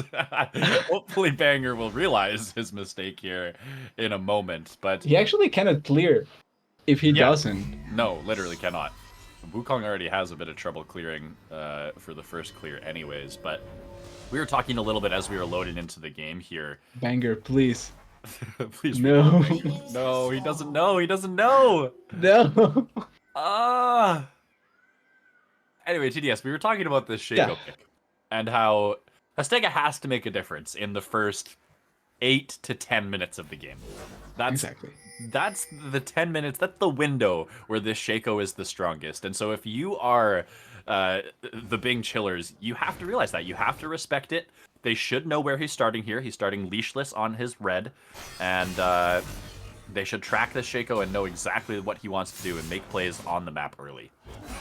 Exactly. They will try and play around the Shaco as much as possible. By the way, Banger realized. Yeah. Yeah, he realized his mistake. Oh, sad, dude. No. The pain, it's just the pain so much. But talking about the Shaco, I'm not really good with the way that you should optimize with Shaco, right? Because there's like pathing ways with your boxes and things like that. But I think that if I'm not wrong, he went for a really conservative start because he put the boxes down to get the easiest clear possible instead of the fastest. I think if I'm not wrong, you put boxes close to your Raptor so that you can get the start there. Meanwhile, you're doing your red buff at the same time to optimize and things like that.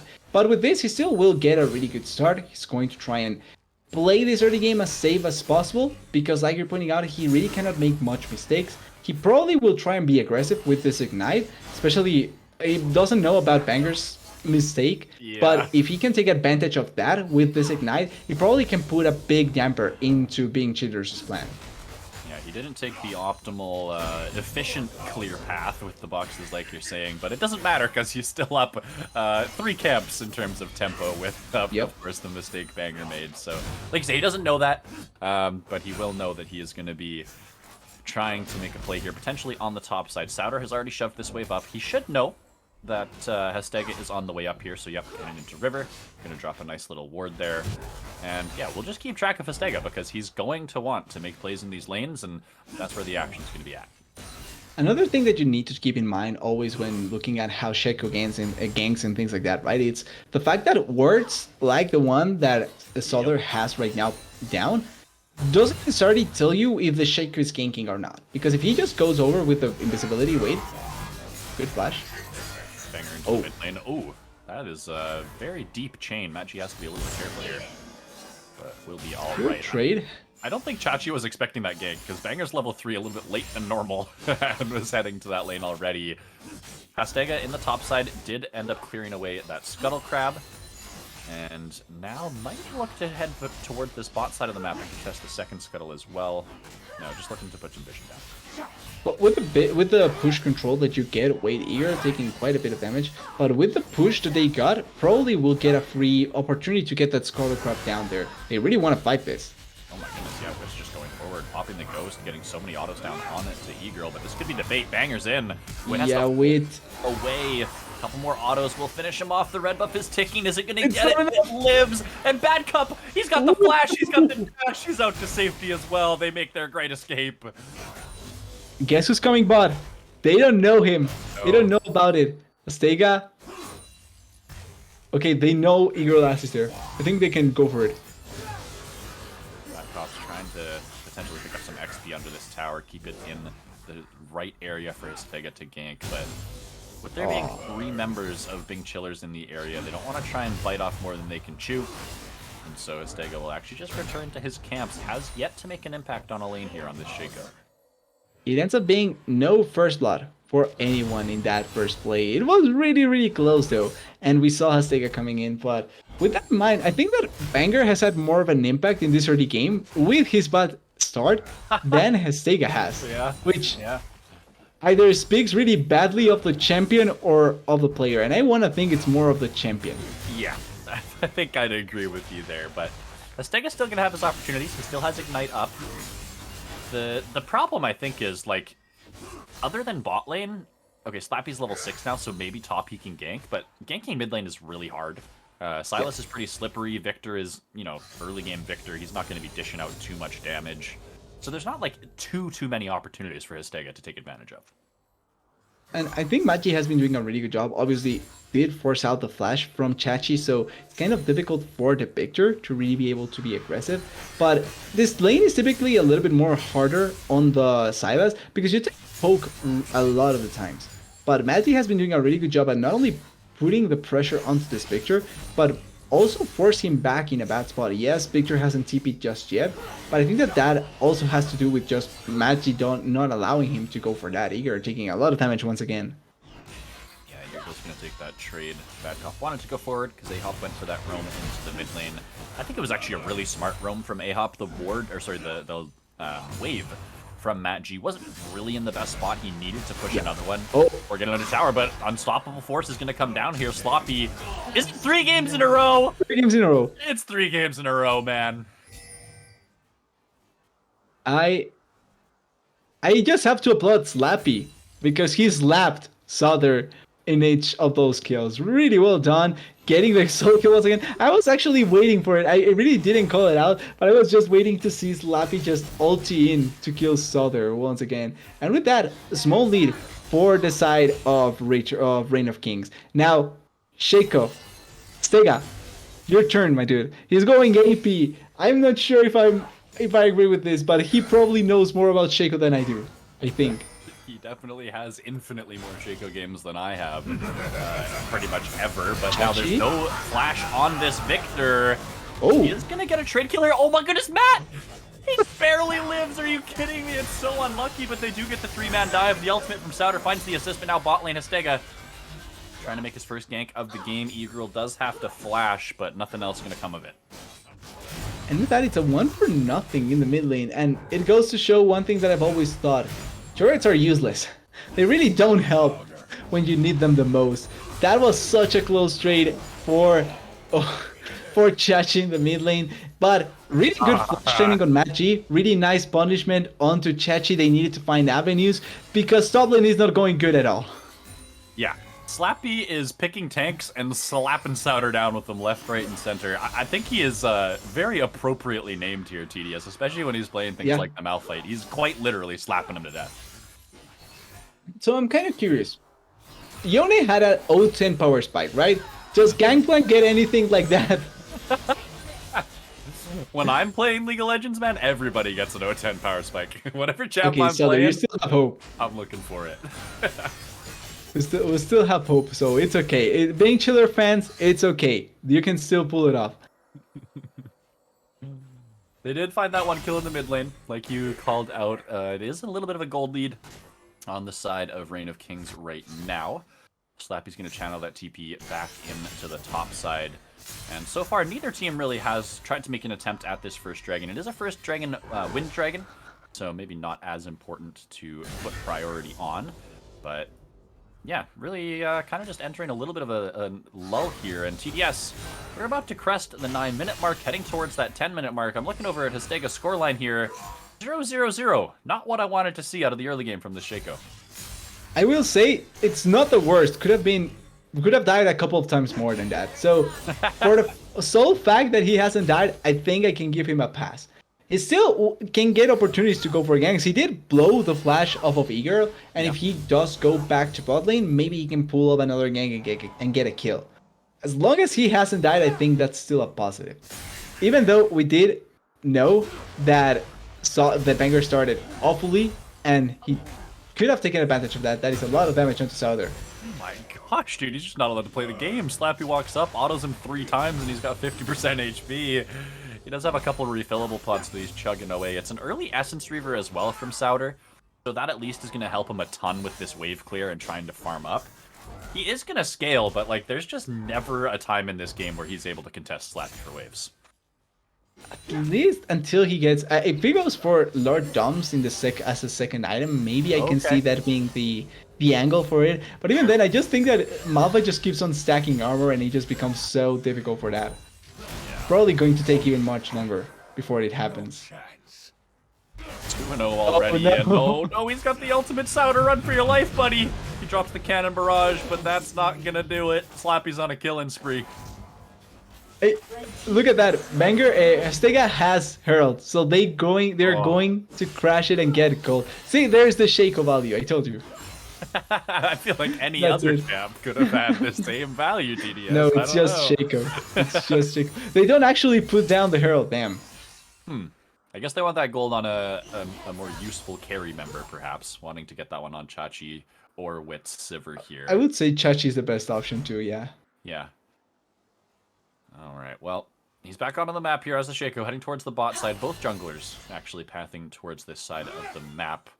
While Hestega was investing some time topside, Banger was picking up the first dragon of the game, so the Wind Dragon has now been claimed.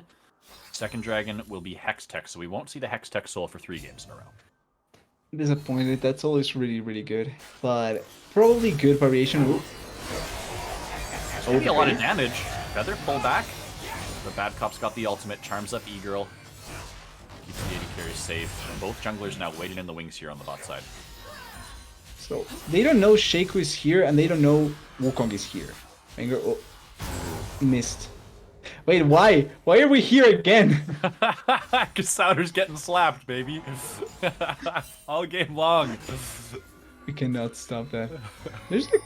Oh, wait, they can actually attempt a play here, Magi. Spell shield out of Wit. Gonna get under tower. They did have a nice Shaco box there to protect them if there was any sort of shenanigans, but now Matt G is gonna face check into Chachi. Hestega's here as well. Box comes down, but Banger in the bot side. He's going on to Wit. Flash away from the Reign of Kings 80 carry. Matt G has to expend a flash of his own as well. So a trade of summoner spells there. Oh my! What the hell is that damage?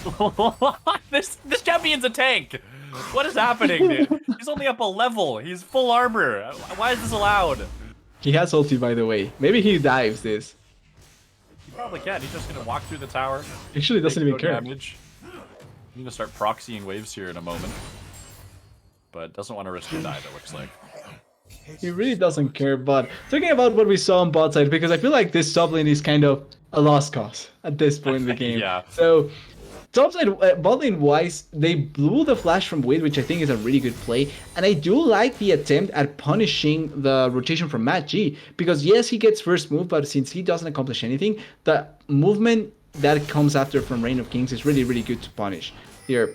Okay, I thought they were moving enough members to kill Solar once again. With that in mind, though, the flash shouldn't be that big of an issue for Wade, and Magi either shouldn't be a big issue to lose that flash because he has enough mobility. But if they can punish it, I think could be a big advantage for either side. Yeah, we'll have to see if those junglers can get involved. Still no kills or assists for Hestega, although he has been trying his best to start influencing these lanes. He did just summon the Rift Herald into the top side. Chachi with the rotation up there is going to be the beneficiary of a lot of that gold as well as the first tower gold. So that's going to be a nice infusion there for their scaling mid laner. And the gold lead now actually is 2,000 in the favor of Reign of Kings. Realistically, I really like that play from Reign of Kings with the rotation of Chachi. We were talking about how giving gold to the Victor would have been a good idea. So the fact that they just move him top lane and give the plates there, I think it's a really smart decision there. Slappy is even slapping Matt G, by the way. It's not just gangplaying. So we can give a pass to Solar a bit there. Yeah, it doesn't even take damage from the AP member either here. It is a little bit of a scaling build from Matt G going for the Roa, so there's not any sort of like crazy upfront damage coming out from his mythic damage, but still. True. Slappy is definitely one of the scariest rocks I've ever seen. If he throws himself onto people, he actually deals damage. It feels like an actual rock being thrown to your head. Literally, a big old boulder coming right for you. He's gonna get in a little bit of trouble here, though. Has the ultimate get out defensively, flashes as well, just to make sure there's no sort of follow-up coming through. So it's a couple, you know, good spells to get expended. It was the ultimate from Matt and the ultimate from Banger, so positive trade there from the Big Chillers. It was for the flash of the Malphite, and Malphite is one of those champions that if you lose your flash on, can take away from your playmaking potential into certain team fights. It's not the end of the world though, because he's really far ahead anyway. So like, it's not going to be the worst case scenario for him. Next dragon spawning up in 20 seconds. Banger is currently on this side of the map, trying to invest some vision down. Was trying to steal away this raptor camp, but is going to be pushed off of that by Hestega and Chachi. Bad Cop, this feels a little bit sketchy, but he has that grand entrance to get out. He's fine. Yeah. Alright, he'll be okay. Ends up being luckily okay, but it seems like we're bound to get a fight over here. Maybe they want to get... Okay, no, they don't have the positioning, but we may end up seeing a fight here. Hestega is in position. They don't have the setup of boxes, and that's another thing with Shaco. You want to layer your boxes down for any dragon fights you get the opportunity to be with, because that way you just force them into a really, really bad spot at the start. They're starting it. It doesn't look like the WorryBrothers want any part of this. They've already secured their first dragon of the game. They say, alright, we're walking into, you know, relative darkness. There's some Shaco boxes getting put down. Slappy was rotating down, almost had his ultimate available, so I think that's a smart call from them.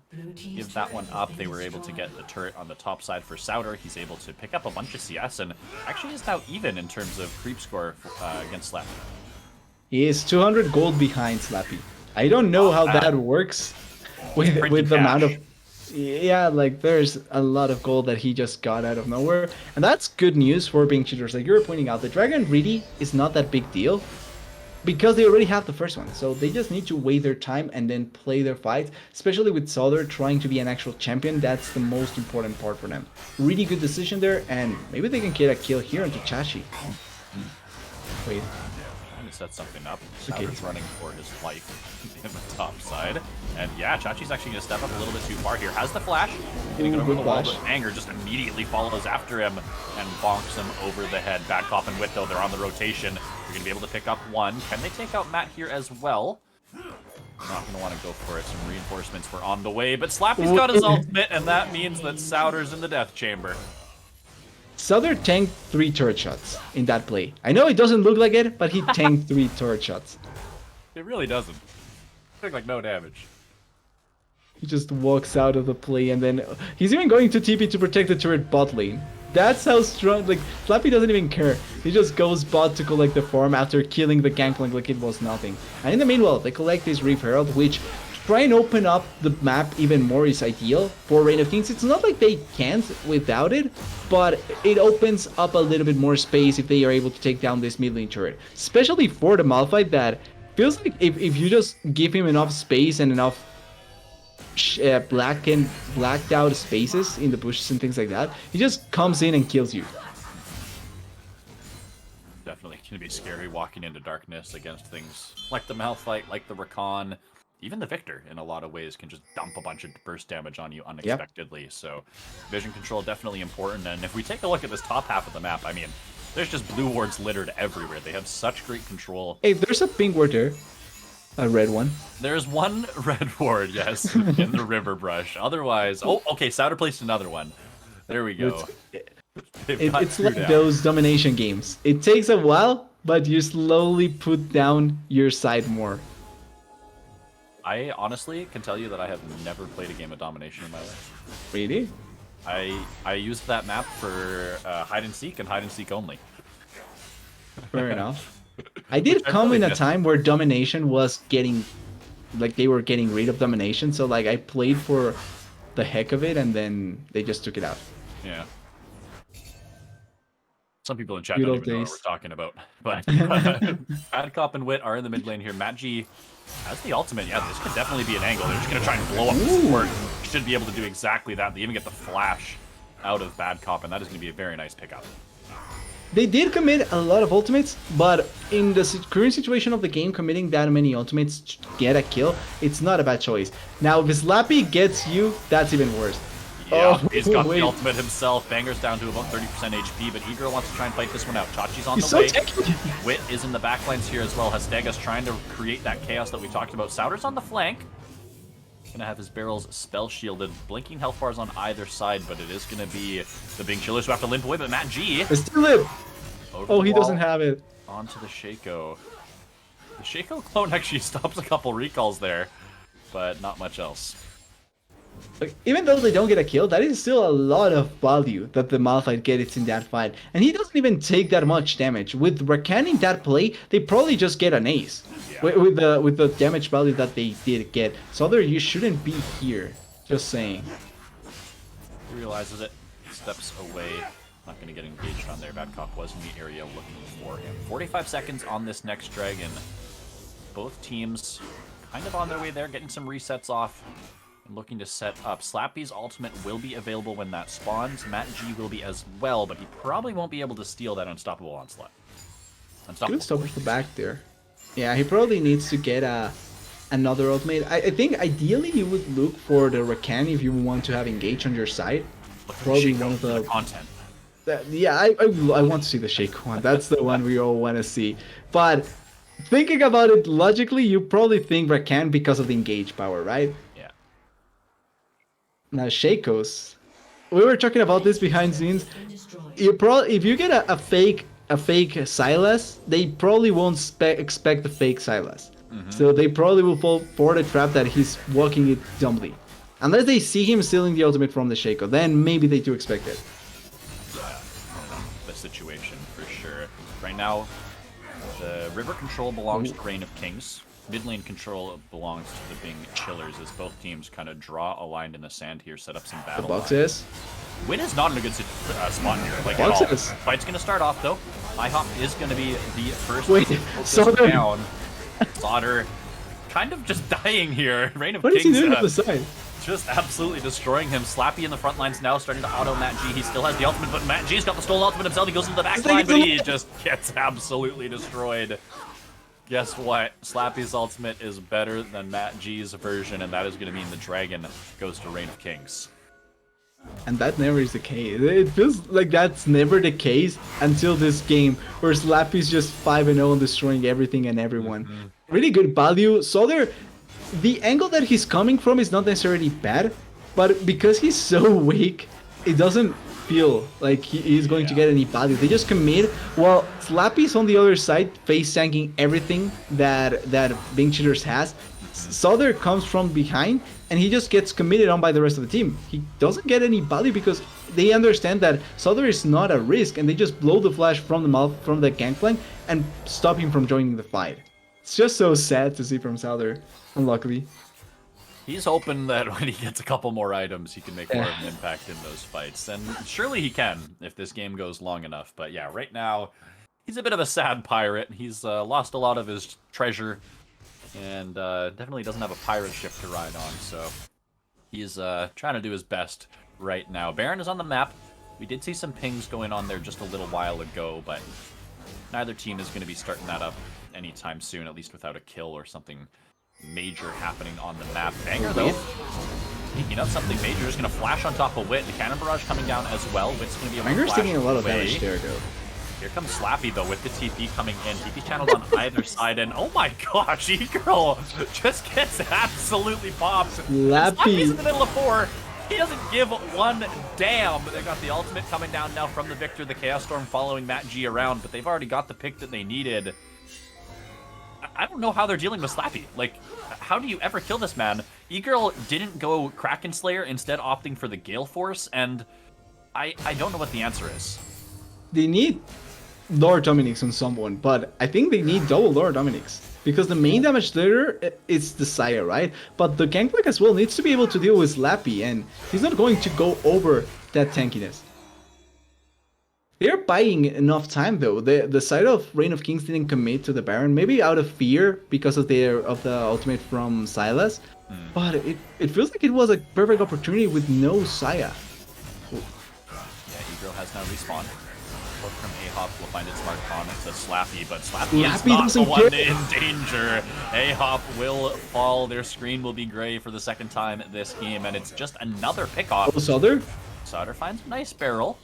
Chunk damage onto 3 members. Bad Cop maybe looking to go forward. Unstoppable Force is almost ready again, and Slappy wants to fight. He's got the ultimate in the back line. Slappy's gonna find one. Shaco picks the first kill Doesn't of the game. care. Astega grabs that one, and it is a god-like mouth fight. There's 4 in the death chamber. Souter stands alone, and that means Baron will be owned by the Reign of Kings. So, I know we've talked a lot about Slappy being really strong, but honestly, can we say anything else?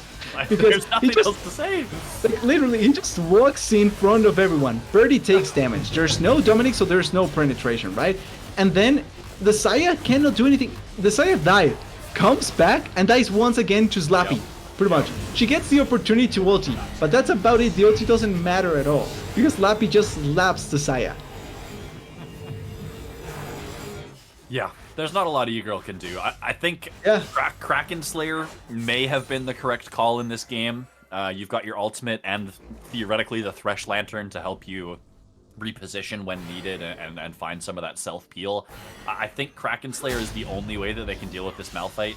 They do not have the Lord Dominic's regard from Souter, so that's going to be something at the very least, but they definitely need a little bit more oomph before they can start making a dent into this Slappy health bar. And I mean, Reign of Kings are playing it smart, right? They just allow Slappy to stand in the front lines. They've got Victor, Sivir standing behind him, and Bad Cop is on this Rakan. I mean, that's the perfect champion to follow up on some of these engages from Slappy. So it feels really, really hard for Bing Chillers, if they can't kill this Malphite, to have any entrance into these fights. And the thing is, like you're pointing out, the fact that we're noticing a lot of Slappy and his value because it's quite a lot, but you also have to consider that they have great scaling champions. A-Hop, you need to run. Wait. Okay, Chachi's fine. Wait, there could Actually, be they can collapse, yeah. Yeah. They can actually get something here. They're a bit too scared. There is an ultimate available for Slappy. Stega. Astega, okay, he's gonna use the ultimate. Not gonna get rooted up by the feather pull. I'm not sure about that. By the way, Gangplank popping the Shaco clone to just mess up with A-Hop. Alright, Dragon in 15 seconds. Both teams still in the area, but a lot of poke damage has been levied in the direction of the Bing Chillers. Astega's down to 50% HP, but so is A-Hop, so is Souter. Matt G's taken a little bit of a chunk here as well. And Slappy has that ult whenever he wants to hit the go button. Dragon now has been spawned. It will be started here momentarily from Reign of Kings, pretty much whenever they want to. Ooh, wait. Banger. Might be looking for it. Matching with the skull and ultimate, but here comes Slappy. He's going to try and find some peel. Chachi goes golden for a moment. Can he provide some damage on the other side? But no, he cannot. IHOP is in the middle of 3, and actually, Bing Chillers may have found their fight here. Slappy's going to take a moment here to finish off the kill on the other side. He's going to go legendary, and Wit is just bouncing boomerangs all over the place. There's 4 in the death chamber on one, 3 on the other, but Reign of Kings, they'll get their dragon. I cannot believe we actually saw the box body there from the Shaco, getting the fear on 2 champions so that Sivir can just free fire in that fight. And I gotta say, Bing Chillers, the idea is not bad. They commit onto Chachi and try and get the kill. But full props to Slappy once again, gets the quick idea on what was happening, goes in, allows for Chachi to get enough time to go for the Sonjas. Yes, he dies anyway, but that time is enough so that they can try and force more from the side of the Bing Chillers, and that's why the fight takes so longer. But at the same time, we see the value that Slappy brings to the team is not only in the fights, but also in the fact that you have a Sivir. If they focus on the Malphite and on the rest of the members, Sivir will free hit and she can get the damage out. She does that precisely in that fight and gets the winning, the victory there. Yeah, 4-0-6 is Wit on this Sivir. 3rd Sivir game of the day. And showing why here in this game number 3. Building up towards an LDR as a 3rd item as well. Definitely going to help cut down through some of these health bars. And they might even just look for an engager. Astega's in such a position in A-Hop. I think I would too if he's like just going to stand forward. And E-Girl doesn't have the Feather Storm and also doesn't have a life anymore. A-Hop's on the run. Chachi's flashing forward. They're going to finish off the enemy support. Souter split pushing in the bot side. He gets an outer turret, but his team really suffering here as the 5-man squad is just roaming around here for the Reign of Kings. It's just a difficult way. Sega with a clone there to just mess up with Banger, but they just play however they want here. Slappy's just so big that it doesn't really matter for them how much attention they put into other members, because Slappy is just eating everything up. Now, really good that Solar is able to collect that extra gold on the side lane, gets the value for the rest of the team, and with this they can try and wave clear a bit, but they can still push, honestly. I'm surprised that they are so scared with Slappy being so strong. Yeah, they even almost had this ultimate coming up here, but I guess some respawn timers were coming through. Didn't want to overstay and throw any sort of lead. Despite the advantage feeling so, like, insurmountable in a lot of ways, it's only a 3,500 gold lead. Yeah, there's 3 dragons, there's 2 oceans, Ocean Soul spawning for the Reign of Kings in just under 3 minutes here, but it feels weird to say that this game is still only a 3k difference. The good thing for being cheaters and the reason why it has been like that, right? It's the fact that they got a couple of shutdowns off of the plays that they pulled off, the bounties on the turrets as well as other places, and then the fact that they've been farming really, really well. Like, even though Slappy is so far ahead. Matt G. Oh no, they found Matt G.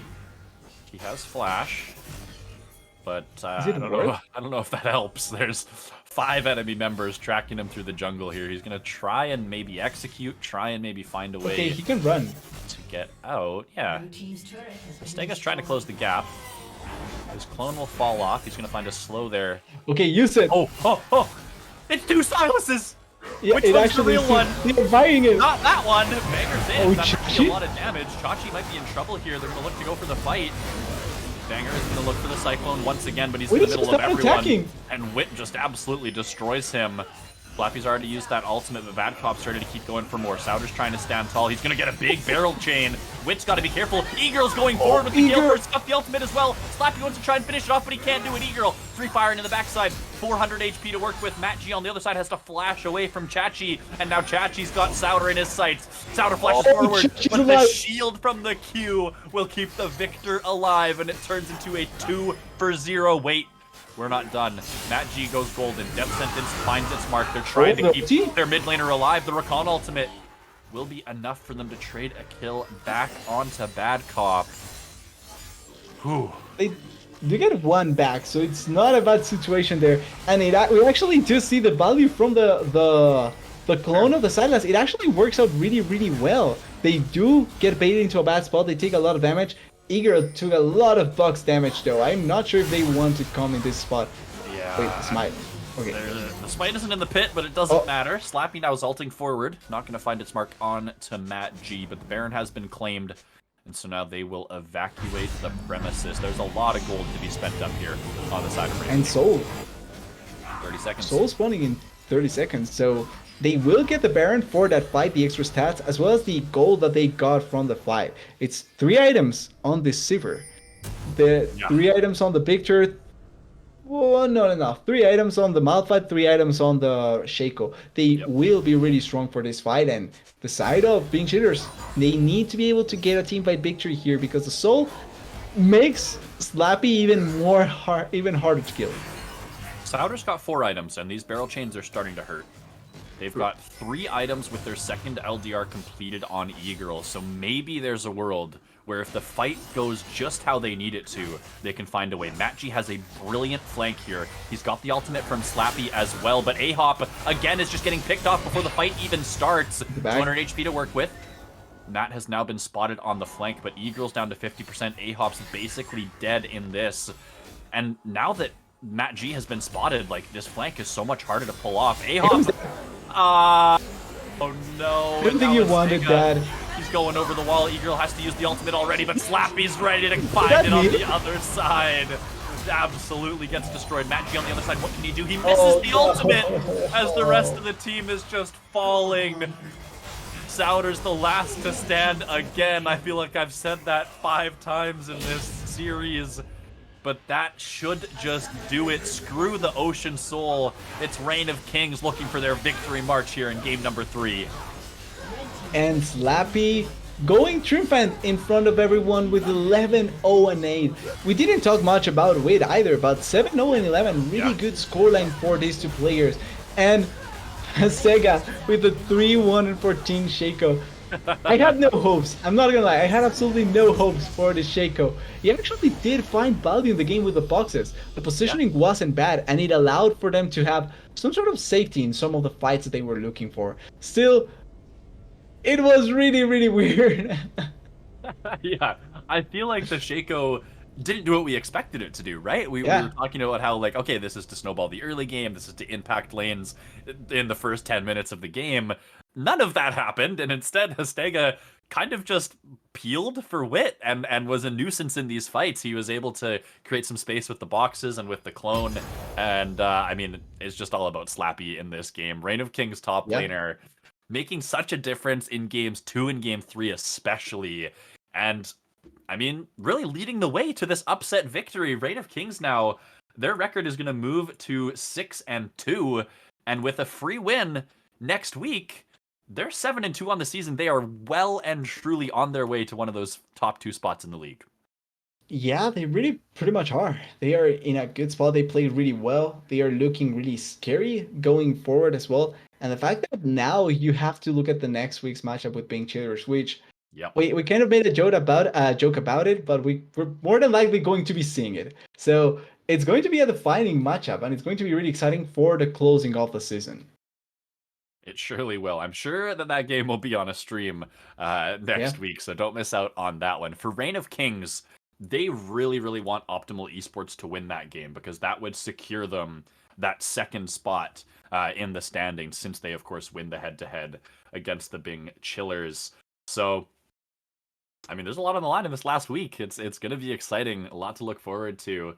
And I think that's going to do it for us here tonight, TDS. I think we should award an MVP, though. I think I know who you're going to say, but give us a most valuable player for this series tonight. Yeah, I think it's Slappy. I will stay with Slappy. He just was so consistent in all 3 games. Solo killing Solar, yes, but Mic off. every bit of value that we saw coming in from the side of Reign of Kings, especially in team fights, came from Slappy. He was just so consistent in the way that he played. So Yeah. I feel like he deserves the MVP for not only getting the solo kills, but also being pivotal to the way that the team played. Yeah, heading into this series, I thought it was going to be story of Souter playing against someone who plays only tanks, because we've seen Yeah. Souter have so much success in that. But even in game number 1, when he Mic had the on. counter pick Fiora, it was Slappy getting the better of the matchup, understanding how he could play that matchup as the Ornn, and really being a big difference maker in this series. I was actually incorrect. We're not done for the night. We've got a little bit of an interview here to set up. So give us a minute or two, and then we'll be back with a Reign of Kings member to discuss that win.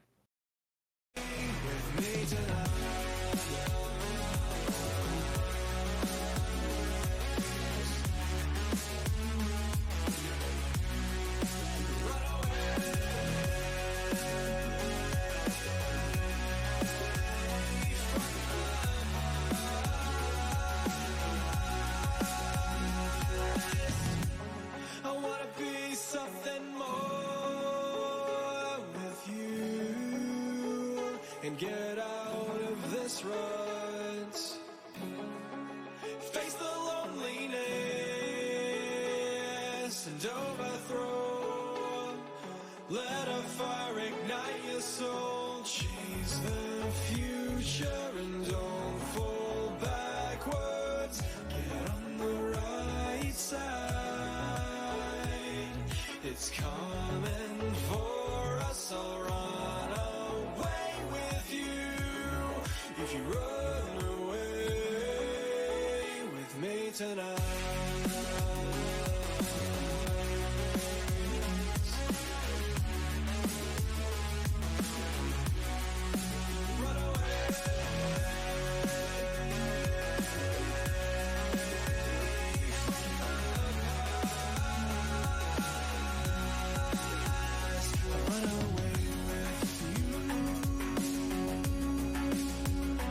It's the end where we begin.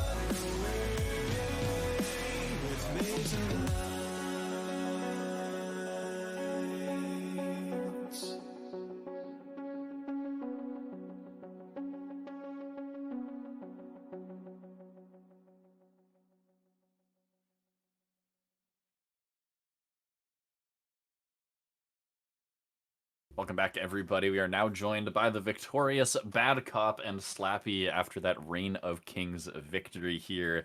It went the distance. It went all 3 games, but you guys were able to get that victory there. According to the standings, that was an upset victory, but what were you guys thinking heading into that game? What was the mentality of the team like? I think we were really confident. They didn't really have a whole lot of champions that worked well against the way we play. So draft wasn't very complicated. We just, took out a couple power picks and flex picks for them. And then, it just felt like we were going to win coming into it. It did seem like they had one of the most picked champions in each role. I don't know, they played a lot of different champs. So, but a couple of us overlapped on that. So I mean, it just kind of worked out that way. Well, yeah, go ahead, TDS. I was just gonna say it kind of gets to show not only the variety that you guys have, but the fact that even in your same playstyle you can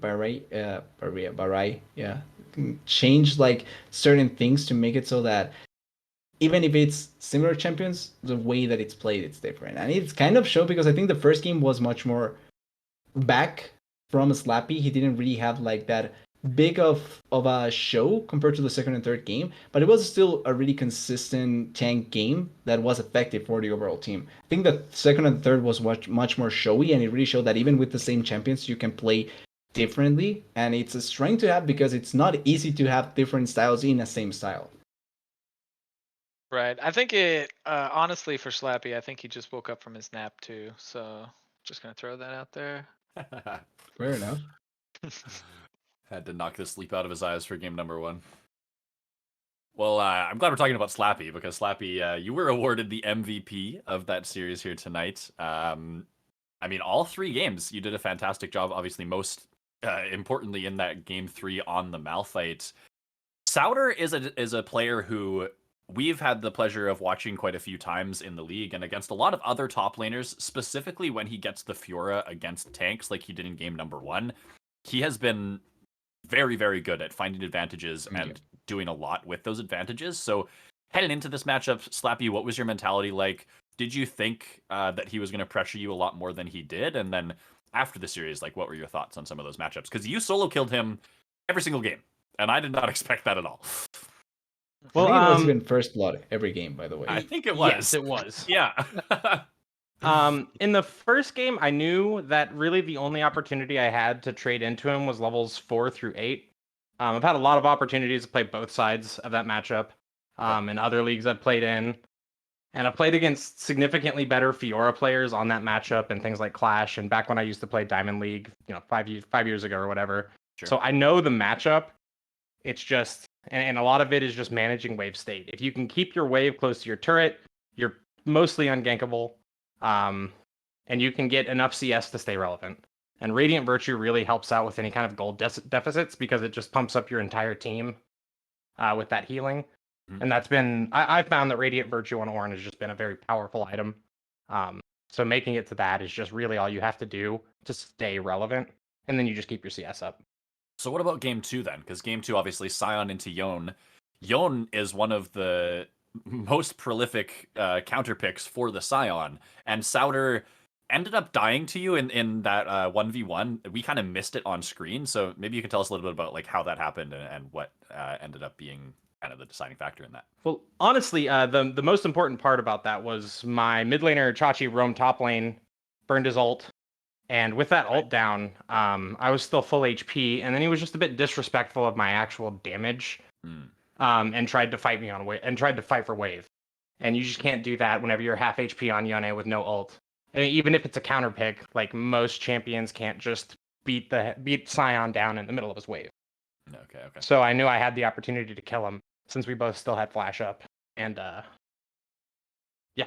And you did as soon as he came into me. Yep. And then usually in a lot of tank matchups, you just buy 3 armor items.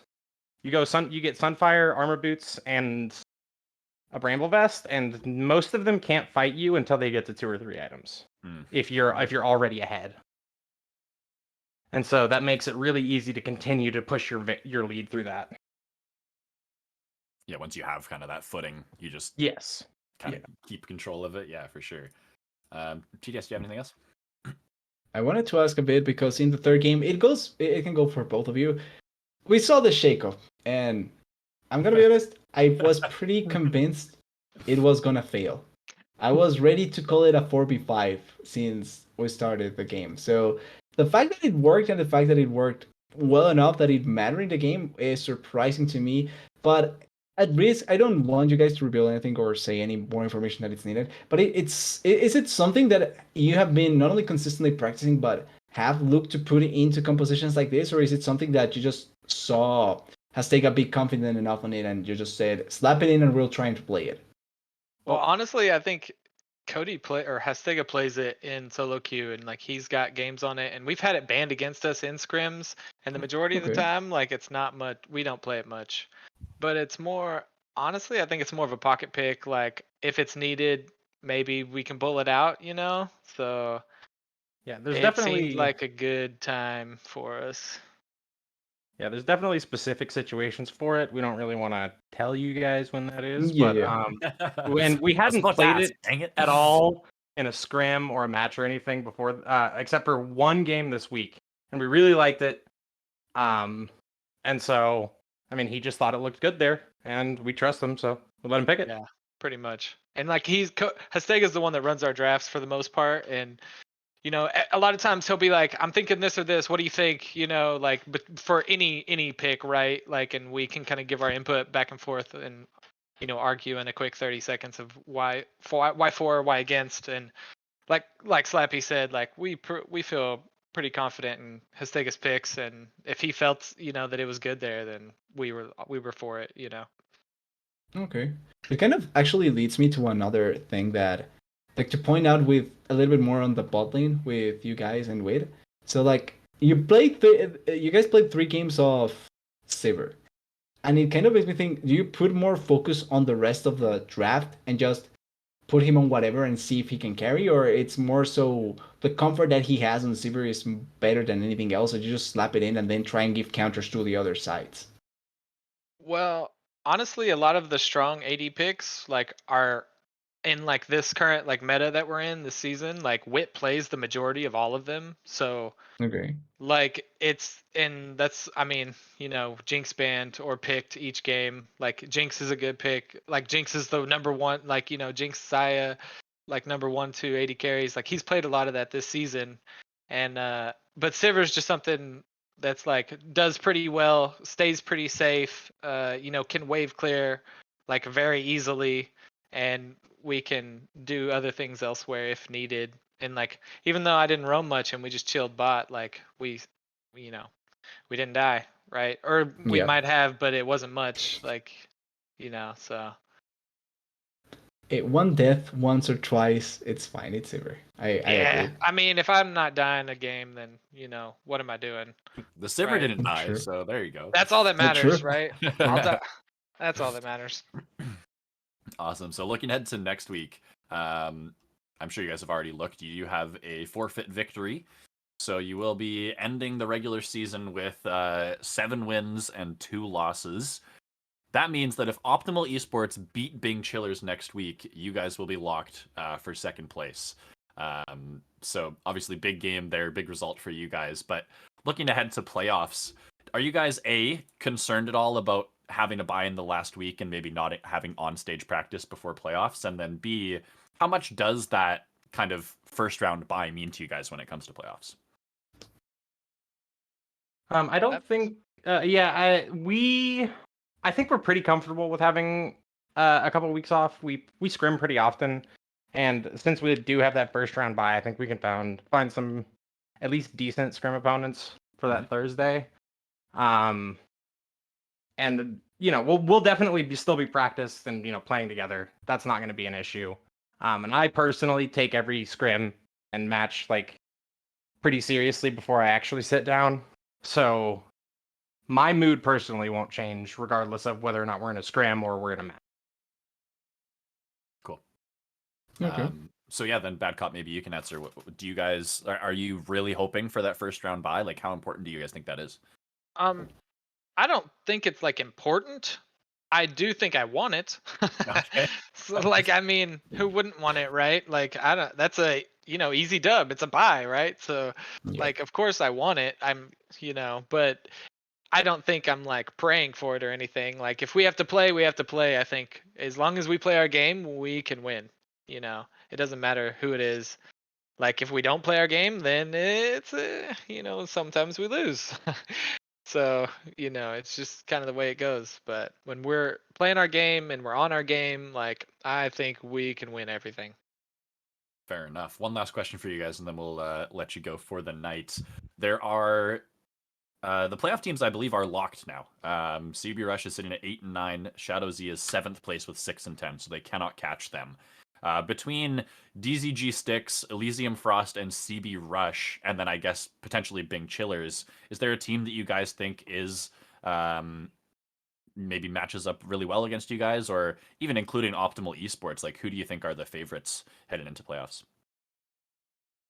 I definitely think Optimal are the favorites heading into playoffs. Agree.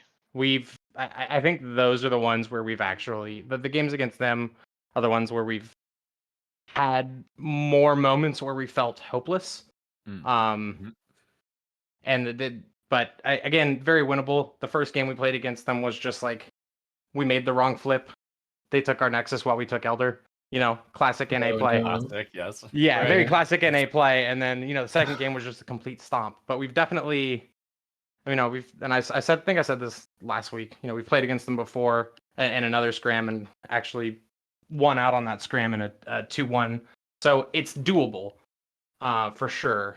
It's just we don't, they definitely feel like the strongest opponents at the moment. I think I agree. I think Bing is good. I think the other teams have played some good games too, like to be honest, but I think Optimal is probably the most consistently good, if that makes sense. So Yep. Yeah. Awesome. Well, appreciate the time, you guys. Thank you so much for the interview. Congratulations again, Slappy, on the MVP here tonight. Is there anything you guys want to shout out before we close things out here? Yo, I gotta shout out my team. ROK, I love you guys. And I gotta shout out Brankles. He's our boy. Let's go. Can't forget Brankles. Can't forget the Brankles buff, man. Every week. I love him. Awesome. Anything for you, Slappy? No, pretty much it. I'll just shout out my friends that were supporting me on stream again. Awesome. But other than that, yeah, team, Brankles, friends. Awesome. All right. Well, I'm sure you two will be I'll shout out A2 too. He's our homeboy. All right. We go way back. Okay. Cool. Well, yeah, congratulations again on the win. Again, you guys, I'm sure you'll be watching that matchup next week between Bing Chillers and Optimal Esports, and all of you out there should as well, because that is going to be a really nice battle to end off the regular season here in the CCS Novice League. And TDS, anything else from you? Just next week. It's coming up. Last week of the season. Going to be really exciting. Going to be really nice. Hopefully we get really good matches to close it out, and then playoffs.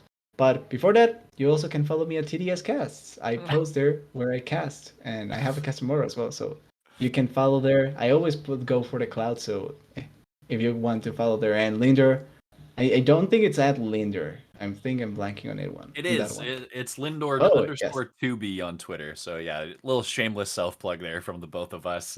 TDS, it was a pleasure as always casting together. Shout out to our producer tonight, Panda Boat, doing a great job behind the scenes. And thank you all for joining us here tonight. CCS will continue tomorrow with the Advanced League. And otherwise, we'll see you next week for some more Novice League action. Enjoy your weekend, everybody. See you later. Thanks, guys. Thanks.